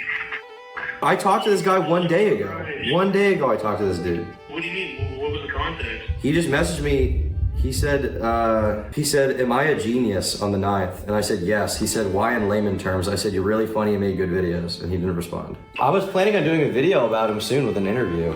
Like a post. Lost his interview because he didn't lose it, but he just killed himself. Yeah. He straight up died. Whatever, I don't know. I don't know what the fuck to do. Like, I just gotta basically just not think about it for a bit, I guess, but yeah. No, yeah, I mean, I have nothing to say. Like, I don't even know what I'm supposed to say about it. It hasn't really hit. Yeah. Do you think you'll make a video on Tom Tark, or you think let that be, or what's your... Maybe in a week or two. I'm traveling anyway, so I really can't right now, but... Yeah. Okay. Alright, anyway. Alright, whatever. Safe travels, bro. Yeah, thanks, man. You too. Take it easy. Yeah, I will. Bye. Holy shit. I fucking knew this. I fucking knew this guy. He died last night when we were like partying in Mardi Gras or whatever, hanging out with BG Cumby. That is fucking crazy. It was clear that his final days were not peaceful, but to this day we don't technically know how he died. According to TMZ, they were told by the police that it was a possible overdose, which is a reasonable assumption, but we don't really know. His Twitter, effectively his diary, was marked with incoherent nonsense during all of February 8th. His last tweet ever was just 2 words: neutron star. It'd been a while since we worked with him because of the spiral he went down and the shit that came out. It's not like we were actively still working with him through all of that. He used to say a lot of terrible shit to, like, Matt. It was a spiral that started pretty much out of nowhere. So most likely drug related, and it completely destroyed him as a human being. No, I hadn't talked to him in quite a while. After the stuff he was saying, like, to Matt, it was very clear he was not the same person that I, like, played games with back in, like, 2018, whenever that was, with, like, Rainbow Six. He had completely lost himself, so I hadn't talked to him in a while. He did message me, like, whenever TwitchCon was, seeing if I could give him a pass because he needed to do something there, which, in retrospect to some of the things people were claiming, is really kind of chilling. I didn't answer, but that was looking at, like, having that and then seeing what people were saying about what he was trying to do at TwitchCon is really, really weird now. It's a really situation. It really is. Like, I've seen so many people say so much bad shit about him. I'll be honest, from personal experience, he was an asshole to me as well. He tried to poach one of my editors from me, and that's pretty normal in the YouTube scene, like editors getting taken on by other YouTubers. But he went behind my back and then reached out to one of my editors, and he said, you know, whatever Pyro is paying you, I'll pay you double. He was really unapologetic, and he basically just blamed it on his ADHD. And then, like, a couple of days later, he deleted his entire Discord account, almost as if to kind of like hide the evidence. So I've had bad experiences with him. But that being said, as much as I see everyone dunking on him on Twitter for, like, horrible stuff that he's done, that's still someone that's incredibly useful. On top of that, that's someone that's a situation where someone's parents have outlived their child, which I think is just, it's fucking horrible. Apparently he passed away. That's really fucking sad, man. That's 23 years old. I mean, that's actually really, that's legit sad, dude. What contributed to his mental state, in my opinion, is that he constantly wanted to up the ante and went from, like, troll to being a genuinely weird guy who also was definitely doing a bunch of behind the scenes, according to other witnesses and victims as well. And there's a sense of desperation that people feel when they feel like their time in the spotlight is waning, and then they lean into the worst tendencies and, like, try to grab on. It's like you're in a state of free fall and you're trying to grab on to anything and everything you can in that state of free fall. There are always contributing factors to people behaving in the ways that they do. It's not an excuse at all for their actions. I'm not a defender of Twomad at all. As a matter of fact, I did not like him at all. He was consistently harassing me, routinely. In a perfect world, however, he should have been institutionalized. That's what should have happened. When the controversy around him began, he told me his father had started smoking again after a long time of having quit because the dad was so stressed about seeing his son appear in YouTube drama thumbnails. I don't think he deserves to be dead. That's my hot take for today. My hot take about a corpse. I do really feel, right now at least, like the internet killed Twomad, gave an awkward teenage boy a false sense of being understood and a false sense of purpose. It gave him opportunities and social and financial power, all of which he abused at some point. And it encouraged him to lean into his eccentricities until the person he was offline and the person he was online were no longer distinguishable. It hollowed out his mind to the point where his video responding to the allegations about him, he was complaining that it didn't get enough views on YouTube.com. It gave him an endless stream of stimulation that allowed him to stay atomized and alone and content in his room, and then it provided him the pathways to drugs which ultimately killed him. I can, here, rattle off the same platitudes that I've been rattling off on this channel for years. Have homies, have love, don't spend 14 hours a day on the computer. Don't think you're too good to know people, don't think you're too good to love people, don't become too warped into the character you play online. I don't think Twomad knew how to be a real person. I don't think he ever had to learn. The only thing I really do want to say is, over the last few years, I've started talking to more and more people who are strange in some way, autistic or schizophrenic or something. And when I talk to them and when I listen to them, what really stands out is how grateful they are that someone is taking the time to understand them beyond just viewing them as a nuisance. And I don't think being a nuisance on the internet warrants a death sentence.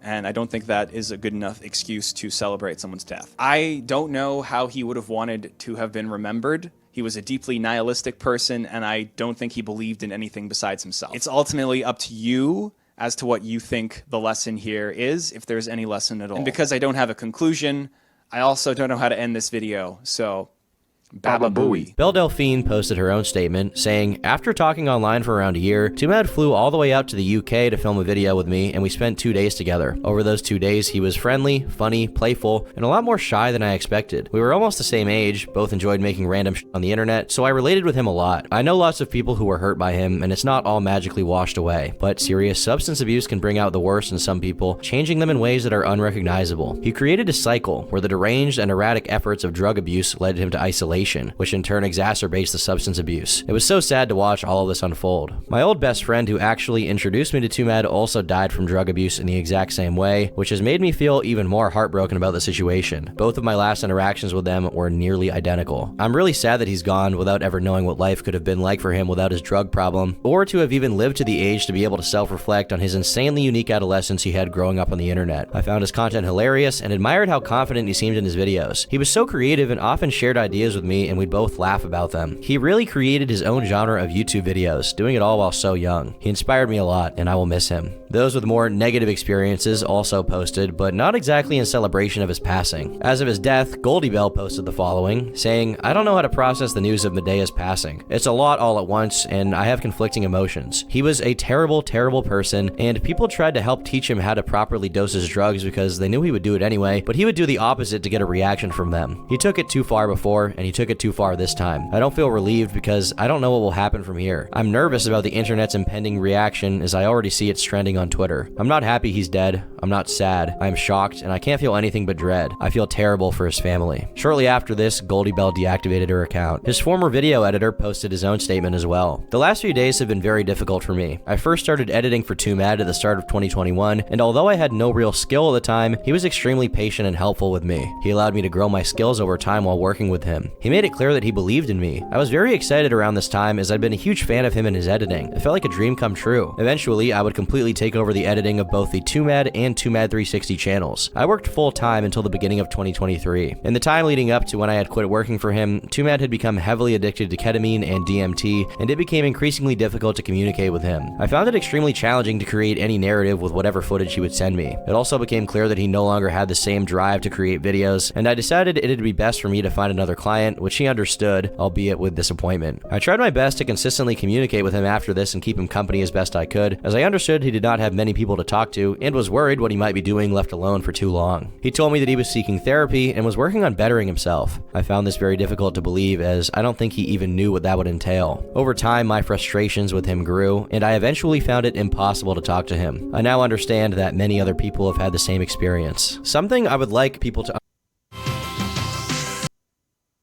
understand is that no matter what the subject matter was or what it was you were trying to bring to his attention, Twomad would only ever respond to you in a cryptic, meme-like speech, which you would then have to interpolate into something understandable. This was the case with work assignments, personal stories, basic questions or requests, etc. The crazy, unintelligible personality you watched escalate over time in his videos is exactly who he was in his personal life. This is what made it so hard for anybody to try and help him with his addiction and any other troubles, as not only could he not listen, he would derail anything you were trying to say into a nonsensical mess. This inability to communicate only became worse as his drug abuse became more constant, ultimately resulting in a completely different Twomad to the one I had first been a fan of and eventually became friends with. A crazy and erratic personality, yes, but ultimately a talented, funny, creatively ambitious, and at times deeply insightful person. The response to Twomad's death has been equal parts upsetting and unsurprising. I will not defend him from anyone he harmed through personal attacks and emotional abuse. His behavior towards women in the space I find particularly disgusting. I did not find his incessant edgy trolling within the past year funny or acceptable, although his passing pains me personally to those who were hurt by him and find relief that he is gone. I understand you. I can only imagine what it was like to be on the receiving end of constant harassment from someone as cynically relentless as he was. I am, however, emotionally torn. Watching him project his mental deterioration in real time over Twitter in the past year has been very unsettling to me. Knowing his self-destructive behavior was a result of desocialization, drug abuse, and an inability to understand and communicate with the people who wanted to see him on the correct path. I, like many others, spent countless hours trying to help him get his life in order, trying to explain to him why his behavior could only end in disaster, but to no avail. I cannot stress exactly how far gone he was towards the end. He would frequently send me several screen-long rants about the discoveries or theories he had come up with through psychedelic trips, which could result in the transformation of our world, giving examples of physics equations and anecdotes from famous scientists like Einstein to back his points. He had become manic and had severe delusions of grandeur. I wish there was a way he could have gotten the help he needed. I wish he didn't handle loneliness and confusion with drug abuse. I wish he didn't treat people the way he did while having so much potential and wasted talent. I wanted more than anything for him to text me out of the blue one day with a positive, coherent plan of what he wanted to do with himself next. I hope that his family finds peace, and I hope people can take some sort of lesson away from all of this. Rest in peace, brother. This is where many expected the story to end.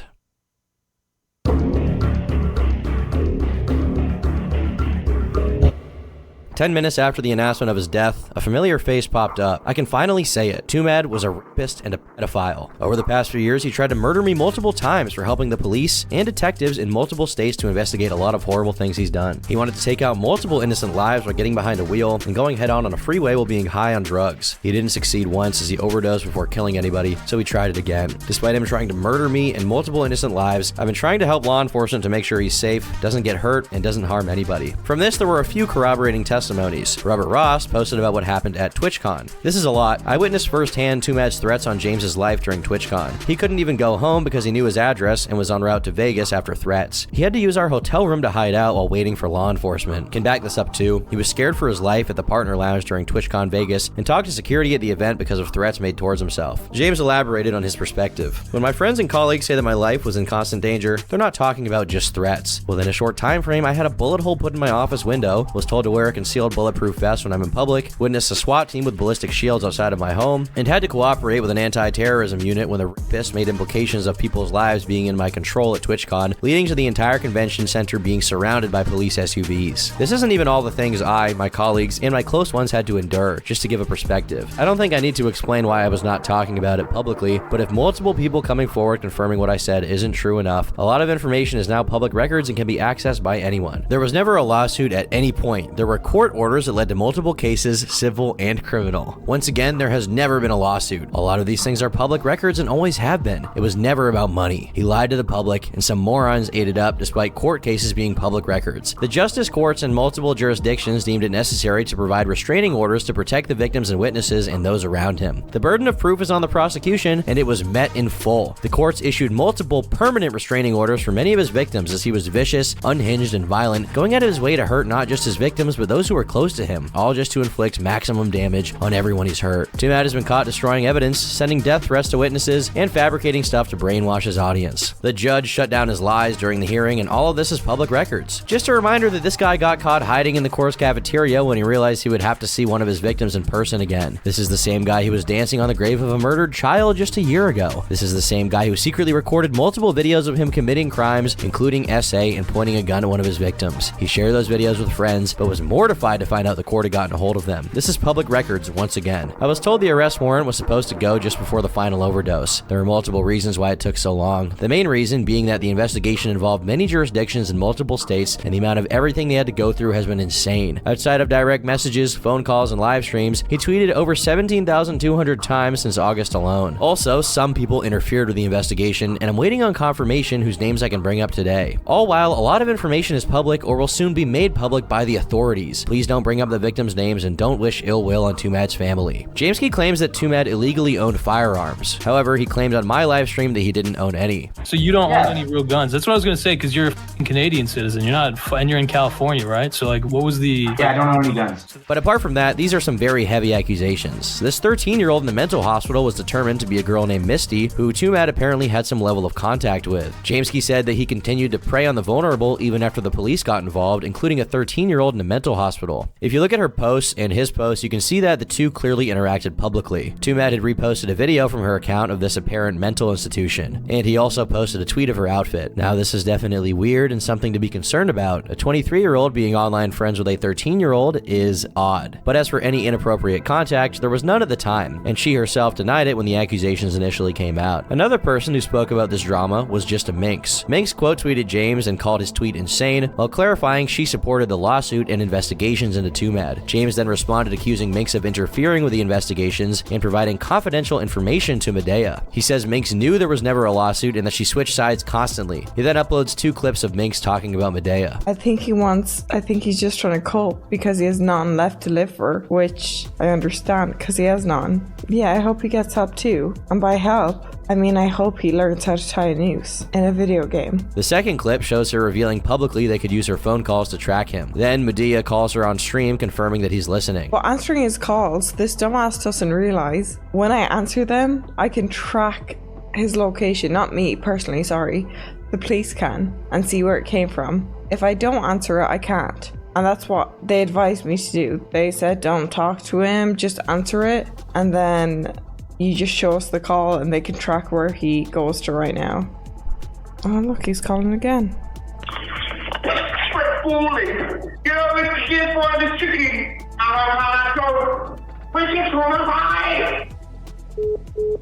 Minx claimed the only way she could have interfered is by the report she made to the LAPD of him stalking and threatening her or mentioning other cases. James posts a clip of her doing this, which she disputes unsuccessfully. These two were really going at it, and it's clear behind the scenes there have been a lot going on. Minx posted some images from the lawsuit and alluded to releasing the lawyer's name. The most notable screenshot posted by James, meanwhile, are pages of Twomad posing with various guns, of which many include verifiably fake guns, as I said before. If he did own any real guns, there was no evidence based on these tweets. Following this, a few girls also came forward, claiming they had been harassed by Twomad with incessant messages, much in the same way he did to Goldie Bell. Keep in mind, he didn't know these girls at all, he just did this at random. These statements left a lot of room for speculation. Where was the proof of pedophilia? Where was the proof that this bullet hole in the window was from Twomad? Where was the proof of the SWAT team arriving, apart from this blurry image? Detractors of James saw him dancing on the grave of a dead man, skirting around a defamation lawsuit, because, well, you cannot defame someone who is dead. Others saw Twomad's prior behavior and instantly believed these claims. It would be weeks before James posted his follow-up evidence, but it did eventually come, in the form of a 52-page document. The document opens by painting Twomad as a narcissistic crazy person, one who didn't even trust his own intentions and thought he may commit a violent crime against Jameski or against someone else. That I'm still like madly infatuated with this fucking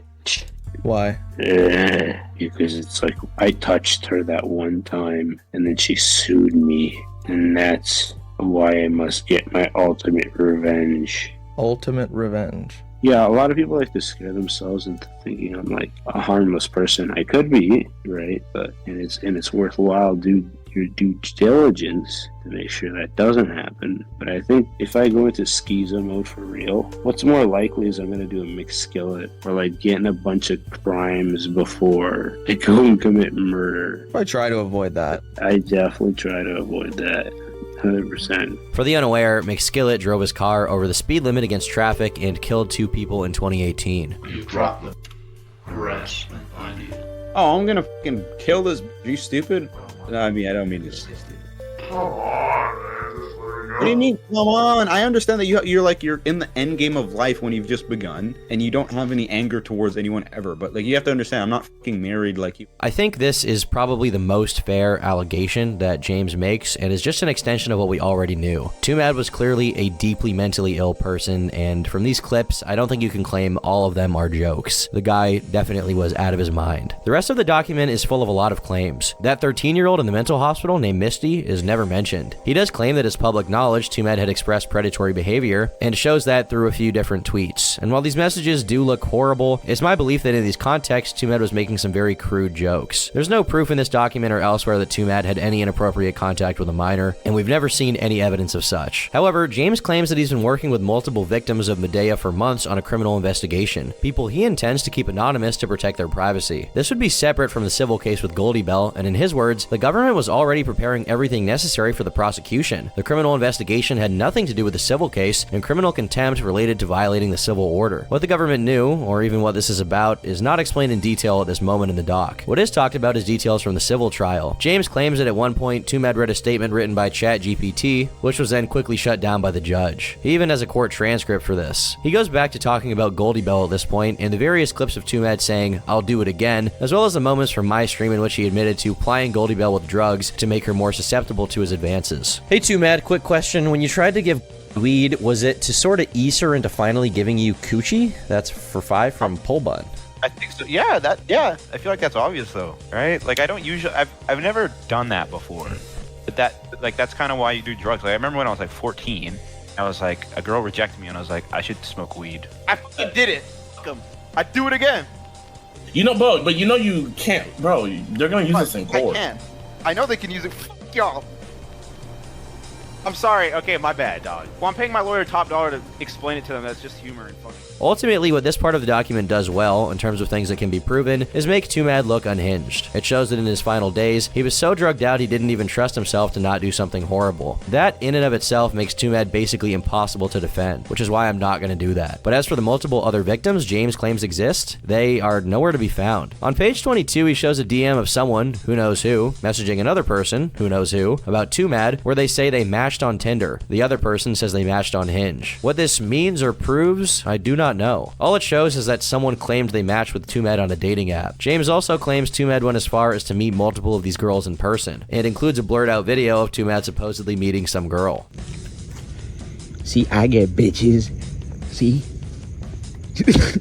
Even if I'm to take both of these extremely out of context materials seriously, all I can deduce is that Twomad met a girl on a dating app and then met her in real life. This is the most proof we get, by the way, apart from some gross tweets that Twomad made. To make extremely strong public accusations about pedophilia and say there will be more details, and then never reveal any of those details beyond a few screenshots that could be chalked up to jokes is very irresponsible. I understand Jamesky claims that there is evidence he cannot reveal because the victims don't want to be identified, but you could always censor names much like he did for Goldie Bell. If he censored it for her, why not censor it for them? Well, this leaves us with a few possibilities. The first is that these victims are real. Twomad is guilty of all of this, and they refuse to let Jamesky publicize any proof, even with the addition of censoring their names. The second option is that Jamesky preemptively tweeted about these allegations believing they would want to go public, and they did not, putting him in a difficult position. The third option is that James believes Twomad to be a creep based off of these screenshots, but has no actual proof beyond that. The fourth option is that James is intentionally lying. Whichever of these possibilities it is, making a tweet claiming that Twomad is the worst thing you could possibly be after his death, and then never revealing details is retarded, and should make you question what his motivations are and what happened behind the scenes. James claims there's an investigation that happened behind the scenes, which is why he's recorded calls to the LAPD. But if that investigation was actually underway in a serious manner, James doesn't prove it, and he probably never will. James also claimed publicly that he saved Twomad's life and prevented a mass tragedy. I have no proof of this.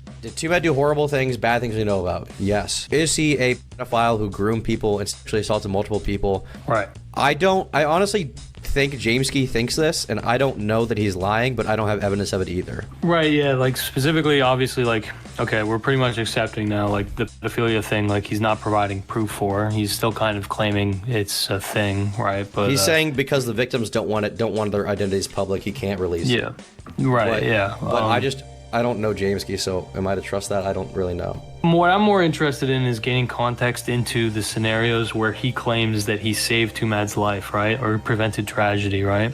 Like, what is the context of that, right? Yeah, they're saying he's saying he prevented a mass shooting like 4 times, basically, right? Right, but he's also saying that he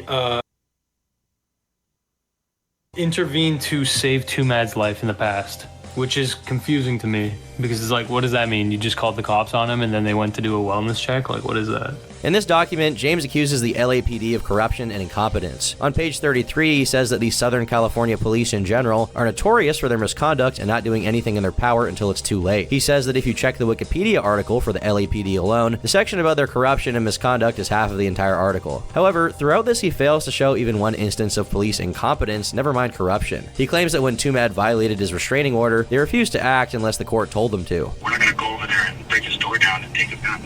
It's going to be addressed in court. But this is actually what the police are supposed to do. It's called obtaining a warrant. A warrant is signed by a judge and is basically a permission slip for them to go inside someone's home. The police cannot indiscriminately bust down someone's door unless they believe there's an imminent threat to someone's well-being or life behind that door. For them to bust down someone's door just because James said so would be actual incompetence and corruption and would probably result in some kind of suspension for officers involved. Frankly, if there was enough evidence for arrest, he'd be in jail if he wasn't dead. On page 3, James called Twomad a criminal, actually guilty of committing a Class C felony to be precise. Not sure why, because Twomad has never been charged with a felony and is not a felon. Unless James means he committed a felonious crime and thus should be a felon, in which case he should be far more specific with what he means here. As for what that crime may be, it's never proven. But James claims this separate criminal case was just about to close in. We already knew Twomad was going to be arrested. The government was preparing everything necessary. The criminal investigation had nothing to do with a civil case. This is a ridiculous thing for me to believe. I'm supposed to believe James knew he was going to be arrested? How? Did the police personally inform him of every step of the investigation? Is he a detective? The amount of knowledge he supposedly has is pretty absurd. He claims Twomad had illegal firearms and the police were investigating it. On page 36, he said, "I'll make it very clear for the last time the investigation into his possession of illegal firearms was conducted by professionals in real life, not Twitter detectives. The existence of real firearms had been proven many times, and authorities were just trying to figure out where they came from. Twomad tried to dispose of those firearms, and it made the investigation significantly more complicated as a result." Okay, so I'll make this clear, very clear. If the police had proof Twomad not only illegally owned firearms on US soil, but was also doing it despite the restraining order and was trying to dispose of them, he would have been formally charged and arrested, full stop. There is no reason for any alternative. But James has an explanation for this too. You see, the cops were actually trying to catch whoever sold it to him first, and then take the dangerous schizophrenic man's guns. On page 37, he writes, "Imagine how complicated it is when the end goal from the law's perspective is to destroy the supply and not the customer, because you will only solve one problem and not be the source of many. I think it goes without saying that it's obvious that if there's somebody out there who can supply firearms to psychopaths like Twomad without actually being noticed by authorities, this is a huge source of problems. That's why the investigation into Twomad's firearms was so extensive, and the main reason why nobody was allowed to talk about it." Jamesky's claiming here that the police are not catching Twomad for having illegal firearms so they can wait to catch the bigger fish. This is an insane allegation, and that's actually clear police misconduct if true. Unless the FBI is investigating Twomad and he's a member of an organized crime family, it is super illegal for the cops to not take those guns, especially if they believe he's a dangerous person. Having guns is a violation of his TRO, and if they're illegal guns, then that's also illegal. The cops would not wait. This is not the FBI. They're not investigating the mafia. And once again, how would Jamesky know this? Does he personally know the chief of police? Is he a detective? Is he being clued into their every move? It's possible Twomad possessed real guns, but if the police had proof he had illegally obtained weapons, he'd have been in jail and caught a charge, full stop. But James claims he spent 6 figures on an investigation to the point where he had to sell his car to pay for it. But you don't pay the police to investigate someone. They do that with taxpayer dollars. So who did this? Who are these real-life professionals, not Twitter detectives that James is referencing? Well, the only thing that would make sense here is that James hired a private investigator and paid them to investigate Twomad personally. But apparently that PI couldn't find enough for the cops to arrest the guy at any point in time. If the police have reason to believe a schizophrenic, retarded Canadian person has illegal firearms, they will arrest them and then figure out where they're from, not the other way around. One of the initial claims that Jamesky made on Twitter was that Twomad had put a bullet hole through his office window. Well, a YouTuber named Henry Resilient was actually able to obtain a copy of the lawsuit Jamesky filed against Twomad, and in it we get a bit more explanation of what this is about. "We found a bullet hole in office room of my house in Los Angeles.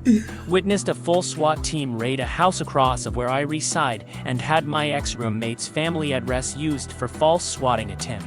Neither I or my roommates feel ourselves safe anywhere we go, and especially at our home." It seems that in reality what happened was that James found a bullet hole in his window and assumed it was from Twomad. I mean, the guy lives in Los Angeles. Depending on where you live, it's not entirely unlikely that bullets are whizzing around. The same applies for James's claim he was swatted by Twomad. The funny thing is, James didn't even get swatted. The house across from him did. James just saw the SWAT team and assumed that Twomad called them there, but got the address wrong. Additionally, if there was proof he swatted anyone or shot swat Jameski's window, it would be a criminal investigation, not a civil suit like James filed. Swatting is an offense punishable by major jail time, as is shooting someone's window in an attempt to kill them. If the police or anyone had proved Twomad did either of these things, he would have been in jail long before his death. There wouldn't have been a waiting game. We don't actually even have proof that a swatting happened. The police actually could have been there for any reason. But James carefully worded his public tweets about this so as to make it as extreme as possible, to make everyone think that Twomad personally swatted him. So what happened at TwitchCon? Multiple of James's friends came out and said they could confirm that James was in serious danger because of something Twomad did or said. On page 8, James writes, "During TwitchCon Las Vegas, Twomad made ominous threats towards me and the public. To my knowledge, he didn't explicitly make a statement that he planned to shoot up the convention center, and I have no idea where this rumor originates. However, he did make numerous concerning threats, some of which directly referenced me and other people he's held a deadly grudge against. The convention center and the public were aware of his threats before I had a chance to speak to any first responders. When the threats began, I was told urgently to talk to people at the central station, where they acknowledged that the sheriff and convention were already aware of the situation. According to the investigation, Twomad was actively looking for me specifically, but implied that others would also be affected using me as a reason. James even claims he was placed under police protection during the ordeal to hide from the threat of Medea Sadiq. During that night, the authorities deemed it necessary to shelter me at a remote location to ensure my safety." He then shows a message from him at the police station. Apparently, he was there at 5:41, and then he was still there 40 minutes later, and then he left at 6:30. How do I know he was at the police station during this time when he was talking to the cops? Well, he filed a police report at 6 o'clock, and the address for the report is the police station. There's no detail here apart from the fact James claims some threats were made, and that's literally it in the police report. Now, James does have some unhinged videos of Twomad from this time. Kill.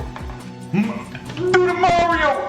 Kill who? You know. Burn them all. And given how generally unhinged Twomad is, it's not surprising James felt threatened by him in some way. But the main problem here is, once again, the lack of evidence around statements he makes about what happened here. James claims the investigation also determined he was in a state of psychosis during his last live stream before going to Las Vegas, and that he'd talked to himself. How would anyone know he was experiencing psychosis without the evaluation of a medical professional? How would this be declared literally anywhere if the guy was never arrested? And additionally, how would James know that the investigation determined this? Do the police typically inform civilians of every step of the prosecution so they know police business inside and out? Well, the answer is no. We also have no indication James was held anywhere or under police protection. I think, in reality, he was just at the station. That is the remote location. If the police are willing to put someone under protection because they believe with a credible source or reason that their life is in danger, it's also typical that they will, mobilize a police response to arrest the guy who is armed and dangerous. Do you think that happened? No, it did not. But according to James, Twomad turned around before he got there in his secret car. I had to wait for a while to be updated on whether it was safe to return home, and I spent most of my time at a friend group's Airbnb the next day. The investigation found that Twomad did not use his primary legally registered Tesla with a real license plate to enter Nevada. The investigation was aware he had two nearly identical Teslas, one of which was bought via private sale and wasn't registered to his name, making it more challenging to track down Twomad. However, I've been told that after Twomad realized the level of police response to his actions, he decided to drive back home and make ominous paranoid posts with various threats at the end. So Twomad had a separate identical Tesla he purchased illegally, which is also a crime. You can be fined or arrested for driving a car with a plate that isn't registered to you, and you can easily be pulled over for having your registration out of date. Never mind owning an unmarked car that doesn't exist in the system and isn't registered to you. Is this guy a double agent? Is Twomad Jason Bourne? If there was proof of any of this, don't you think the dude would be in jail? And now that Twomad is dead of a possible overdose, where is this extra car? Where are these extra guns? Now keep in mind, there is still a possibility this is real. Maybe he did have an extra secret unmarked car, and maybe he did own all these illegal firearms, but James didn't provide proof of any of it, and if he wants to make this claim, he needs to for the general public to believe it. Additionally, keep in mind every time James says the investigation, he's not referencing the police, usually anyway. It's probably his private investigator he hired, and this document gets even crazier as time goes on. One major claim by James was that Isabella and Twomad were never actually dating. Now, I don't know if they were official at any point, but it's clear that at some point they did know each other and were hanging out regularly. She admitted to willingly going to his home before the alleged assault took place, so this doesn't really make sense. And according to James, she was never paid for sex. On page 44, he writes that the prostitution was also entirely made up by Twomad in an attempt to discredit the victim in the public eye. The investigation fully debunked it, including the fake messages he posted on Twitter that his fans took as gospel at the time, which is brought up later again in this document. Now, it's possible the messages are fake, and Twomad is the master at faking messages, but this is never proven. It's not proven later in this document. Twomad multiple times claimed his relationship with Goldie Bell began with him paying her for sex. He even posted these messages to corroborate this claim. Goldie Bell herself never even claimed Twomad faked these messages in her own court case or on Twitter. I guess it's possible he fakes them, but I'm gonna need a little more than the guy who understands nothing about the criminal justice system to believe it. On page 35, he writes that the court instructed the police they were supposed to arrest Twomad. The authorities always argued it was a different police department's job. This is the definition of weaponized ignorance and incompetence. The instances provided throughout this document are just a few examples. There were countless instances that were way worse. Alright, so I'm gonna have to do a little work to dissect what Jameskey is saying here, but here's what this means. As per Twomad's restraining order, he was not supposed to contact Isabella or harass her online. Despite that, he tweeted about her multiple times, and as a result, that can be seen as a violation of the temporary restraining order. Goldie Bell's lawyer then filed paperwork claiming that Twomad violated that order and he should be held in contempt of the court. All of this is publicly documented. What's also publicly documented is the strain between Twomad and his lawyer. Towards the end of the court proceedings, Twomad's relationship with his lawyer was strained. It's not clear why exactly, and ultimately it's held under attorney-client privilege, but we could guess Twomad wasn't paying him properly towards the end. Whatever the case, in court his lawyer argued Twomad may not even be mentally competent to stand trial, therefore serving him this contempt order is an issue because he may not even understand what's going on. He asked for a continuance in the case to make preparations before Twomad is formally charged with the contempt order. I'm stating to the court that I don't believe that he has the capacity to understand the nature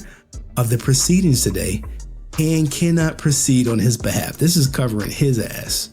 This is some CYA stuff. I don't understand why Twomad wouldn't understand it being served, but also Twomad cannot proceed in pro per to go forward with the arraignment. So Twomad needs a lawyer for the contempt hearing because it's criminal. Now keep in mind here, just because Twomad was served does not mean he is convicted. He was served the contempt order, but the judge had not ruled on it yet. If he was convicted, it's possible he would actually get some jail time. Now at that later date, Twomad's lawyer spoke to Goldie Bell's lawyer and they actually mutually decided to drop the contempt order, meaning he would not be arrested. No warrant was ever issued, so he didn't need to be arrested. Twomad's lawyer then stops representing him at the end of the case, and Twomad represents himself. In court, at the final moments of the case, Goldie Bell states in court that she has continued to be harassed by Twomad and fears for her life because she believes he owns real firearms. She even says that she believes he swatted her. Twomad denies this, saying he has not directly texted Goldie Bell since 2022 and has no desire to harm anyone, including her. Twomad also says he doesn't own any firearms. Goldie Bell's lawyer rebuttals, saying that he does, submitting the video from the front door, which we now believe is a video of Twomad with a fake gun, and submits a video of Twomad on his balcony where he supposedly fires a gun into the air. Twomad claims this video is fake and is edited for YouTube. Goldie Bell's lawyer has no evidence to the contrary, and as a result, he doesn't even argue. So Twomad is not arrested, and instead, the restraining order that Goldie Bell requested at the beginning of the case is basically upgraded to a restraining order for a period of 3 years for the harassment, not for any violence or threat of violence, and once again, Twomad is never ordered to be arrested. Jameskey's problem here is that the court didn't arrest Twomad, but a warrant was never issued. The court case was concluded without any need for him to be arrested. Jameskey paid 6 figures and went into debt to get this guy behind bars and still couldn't do it. What does that tell you? Well, in the eyes of the law, Twomad is innocent of owning a gun or making attempts on anyone's life. If there was evidence to convict, he'd be arrested and charged. Ultimately, I'm not that concerned with going after Jameskey. If he lied, then he'll get his in due time, but this document is bad and ultimately leaves more questions than answers. If you want my personal opinion, James is a very paranoid person who believes that a lot is happening when it just is not. On page 33, James shows a money spread of police reports. A police report, by the way, just means someone claimed a crime was committed and told a police officer. It's not proof of an active investigation or proof of someone being charged with a crime by the government. Now for my video, I actually had someone call up a few police departments. Here's a quote of what the Culver City PD said about the report filed to them. On June 26, 2023, Isabella and James Prime came to the apartment lobby to report criminal threats made by Isabella's previous intimate partner. She was saying that she met him in November 2021. She said they were together for a month to the police. Claims he had possibly sexually assaulted her, came in to report threats from messages he had sent on social media. Took it as a courtesy for Inglewood PD. No follow-up. For the record, every police station we were able to contact said basically the same thing. In my opinion, at the end of this, there are 3 distinct possibilities. 1 is that Jameskey is knowingly lying, and 2 is that Jameskey has no understanding of the criminal justice system or chain of evidence or anything. And possibility 3. Somehow, some way, everything in this document is true, and he just refuses to post evidence of all of it. Also, the California police are the worst government body in the world, and everyone involved needs to be sent to the moon.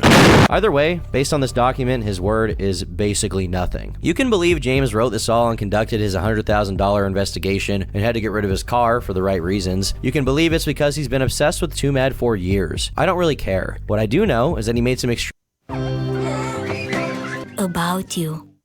Extremely strong accusations off the bat as soon as he found out that someone died, and then he didn't prove any of them. The final update on all of this is that Misty, the 13-year-old, also recently sent out a message, once again saying she was never groomed by Twomad in any way.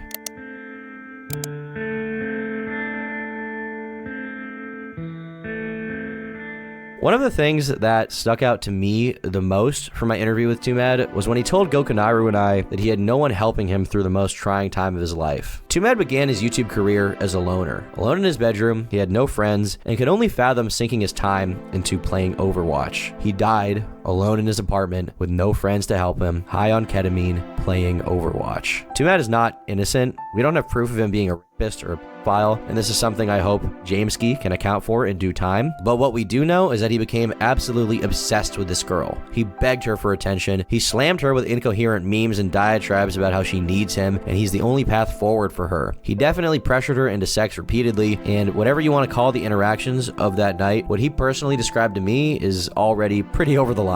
And he tried to do the same to like 20 other girls. He obsessed over them, he sent them random messages, and I know if they agreed, he would have met up with them probably high on ketamine, and who knows what would have happened there. Thankfully, they were smart enough to not play into his behavior. He was also a very deeply lonely person. No matter what, he couldn't seem to break down the barrier of flesh and air between him and other people. When he did try to, he deeply hurt many of them in ways some described as sociopathic. His empathy for others seemed to be at an all-time low, and his regard for himself was only in that he could continue behaving like a schizophrenic online. He tried to cope with his reality with substances, which actually only pushed him further from people and into a hole he couldn't climb out of. No one's advice impacted him whatsoever in his final days. Nobody was able to get through to him. He just wanted to rot. In his final months, Twomad identified a lot with Light Yagami, a sociopathic genius who was always 23 steps ahead of everyone else, acting to save the world. But ultimately, the problem with Light was his ego and callousness. He didn't write the names of criminals in the death note to do the right thing. He did it because he thought he was better than everyone else. It clouded his judgment, and it led him to do things that no one could forgive. And no matter what he did, Light was always alone. He had no genuine emotional connection with anyone. 結構長い間、互いの退屈しのぎになったじゃないか。いろいろ面白かったぜ。I guess it makes sense why Twomad resonated with his story so much, even if at the time he couldn't realize how that would end. I think Twomad, Medea Sadiq, whatever you want to call him, should be remembered. You can't deny his influence, but he was a very complicated person, and ultimately his shitty behavior, inability to cope with the world around him, and drug addiction led to his untimely death at the age of 23 years old. For those he hurt, they have a right to be thankful he won't hurt them anymore. For those who liked him as a person or enjoyed his content, they have every right to miss him too. As for the moral of this story, I don't know. Don't do drugs or something.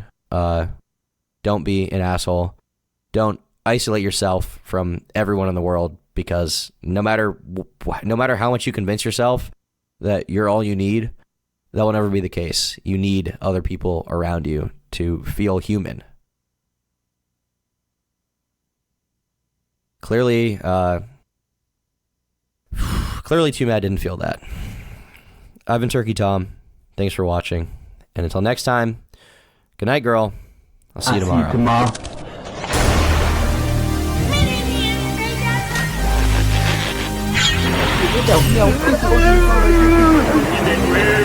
I'll see you in the next episode. Twomad out.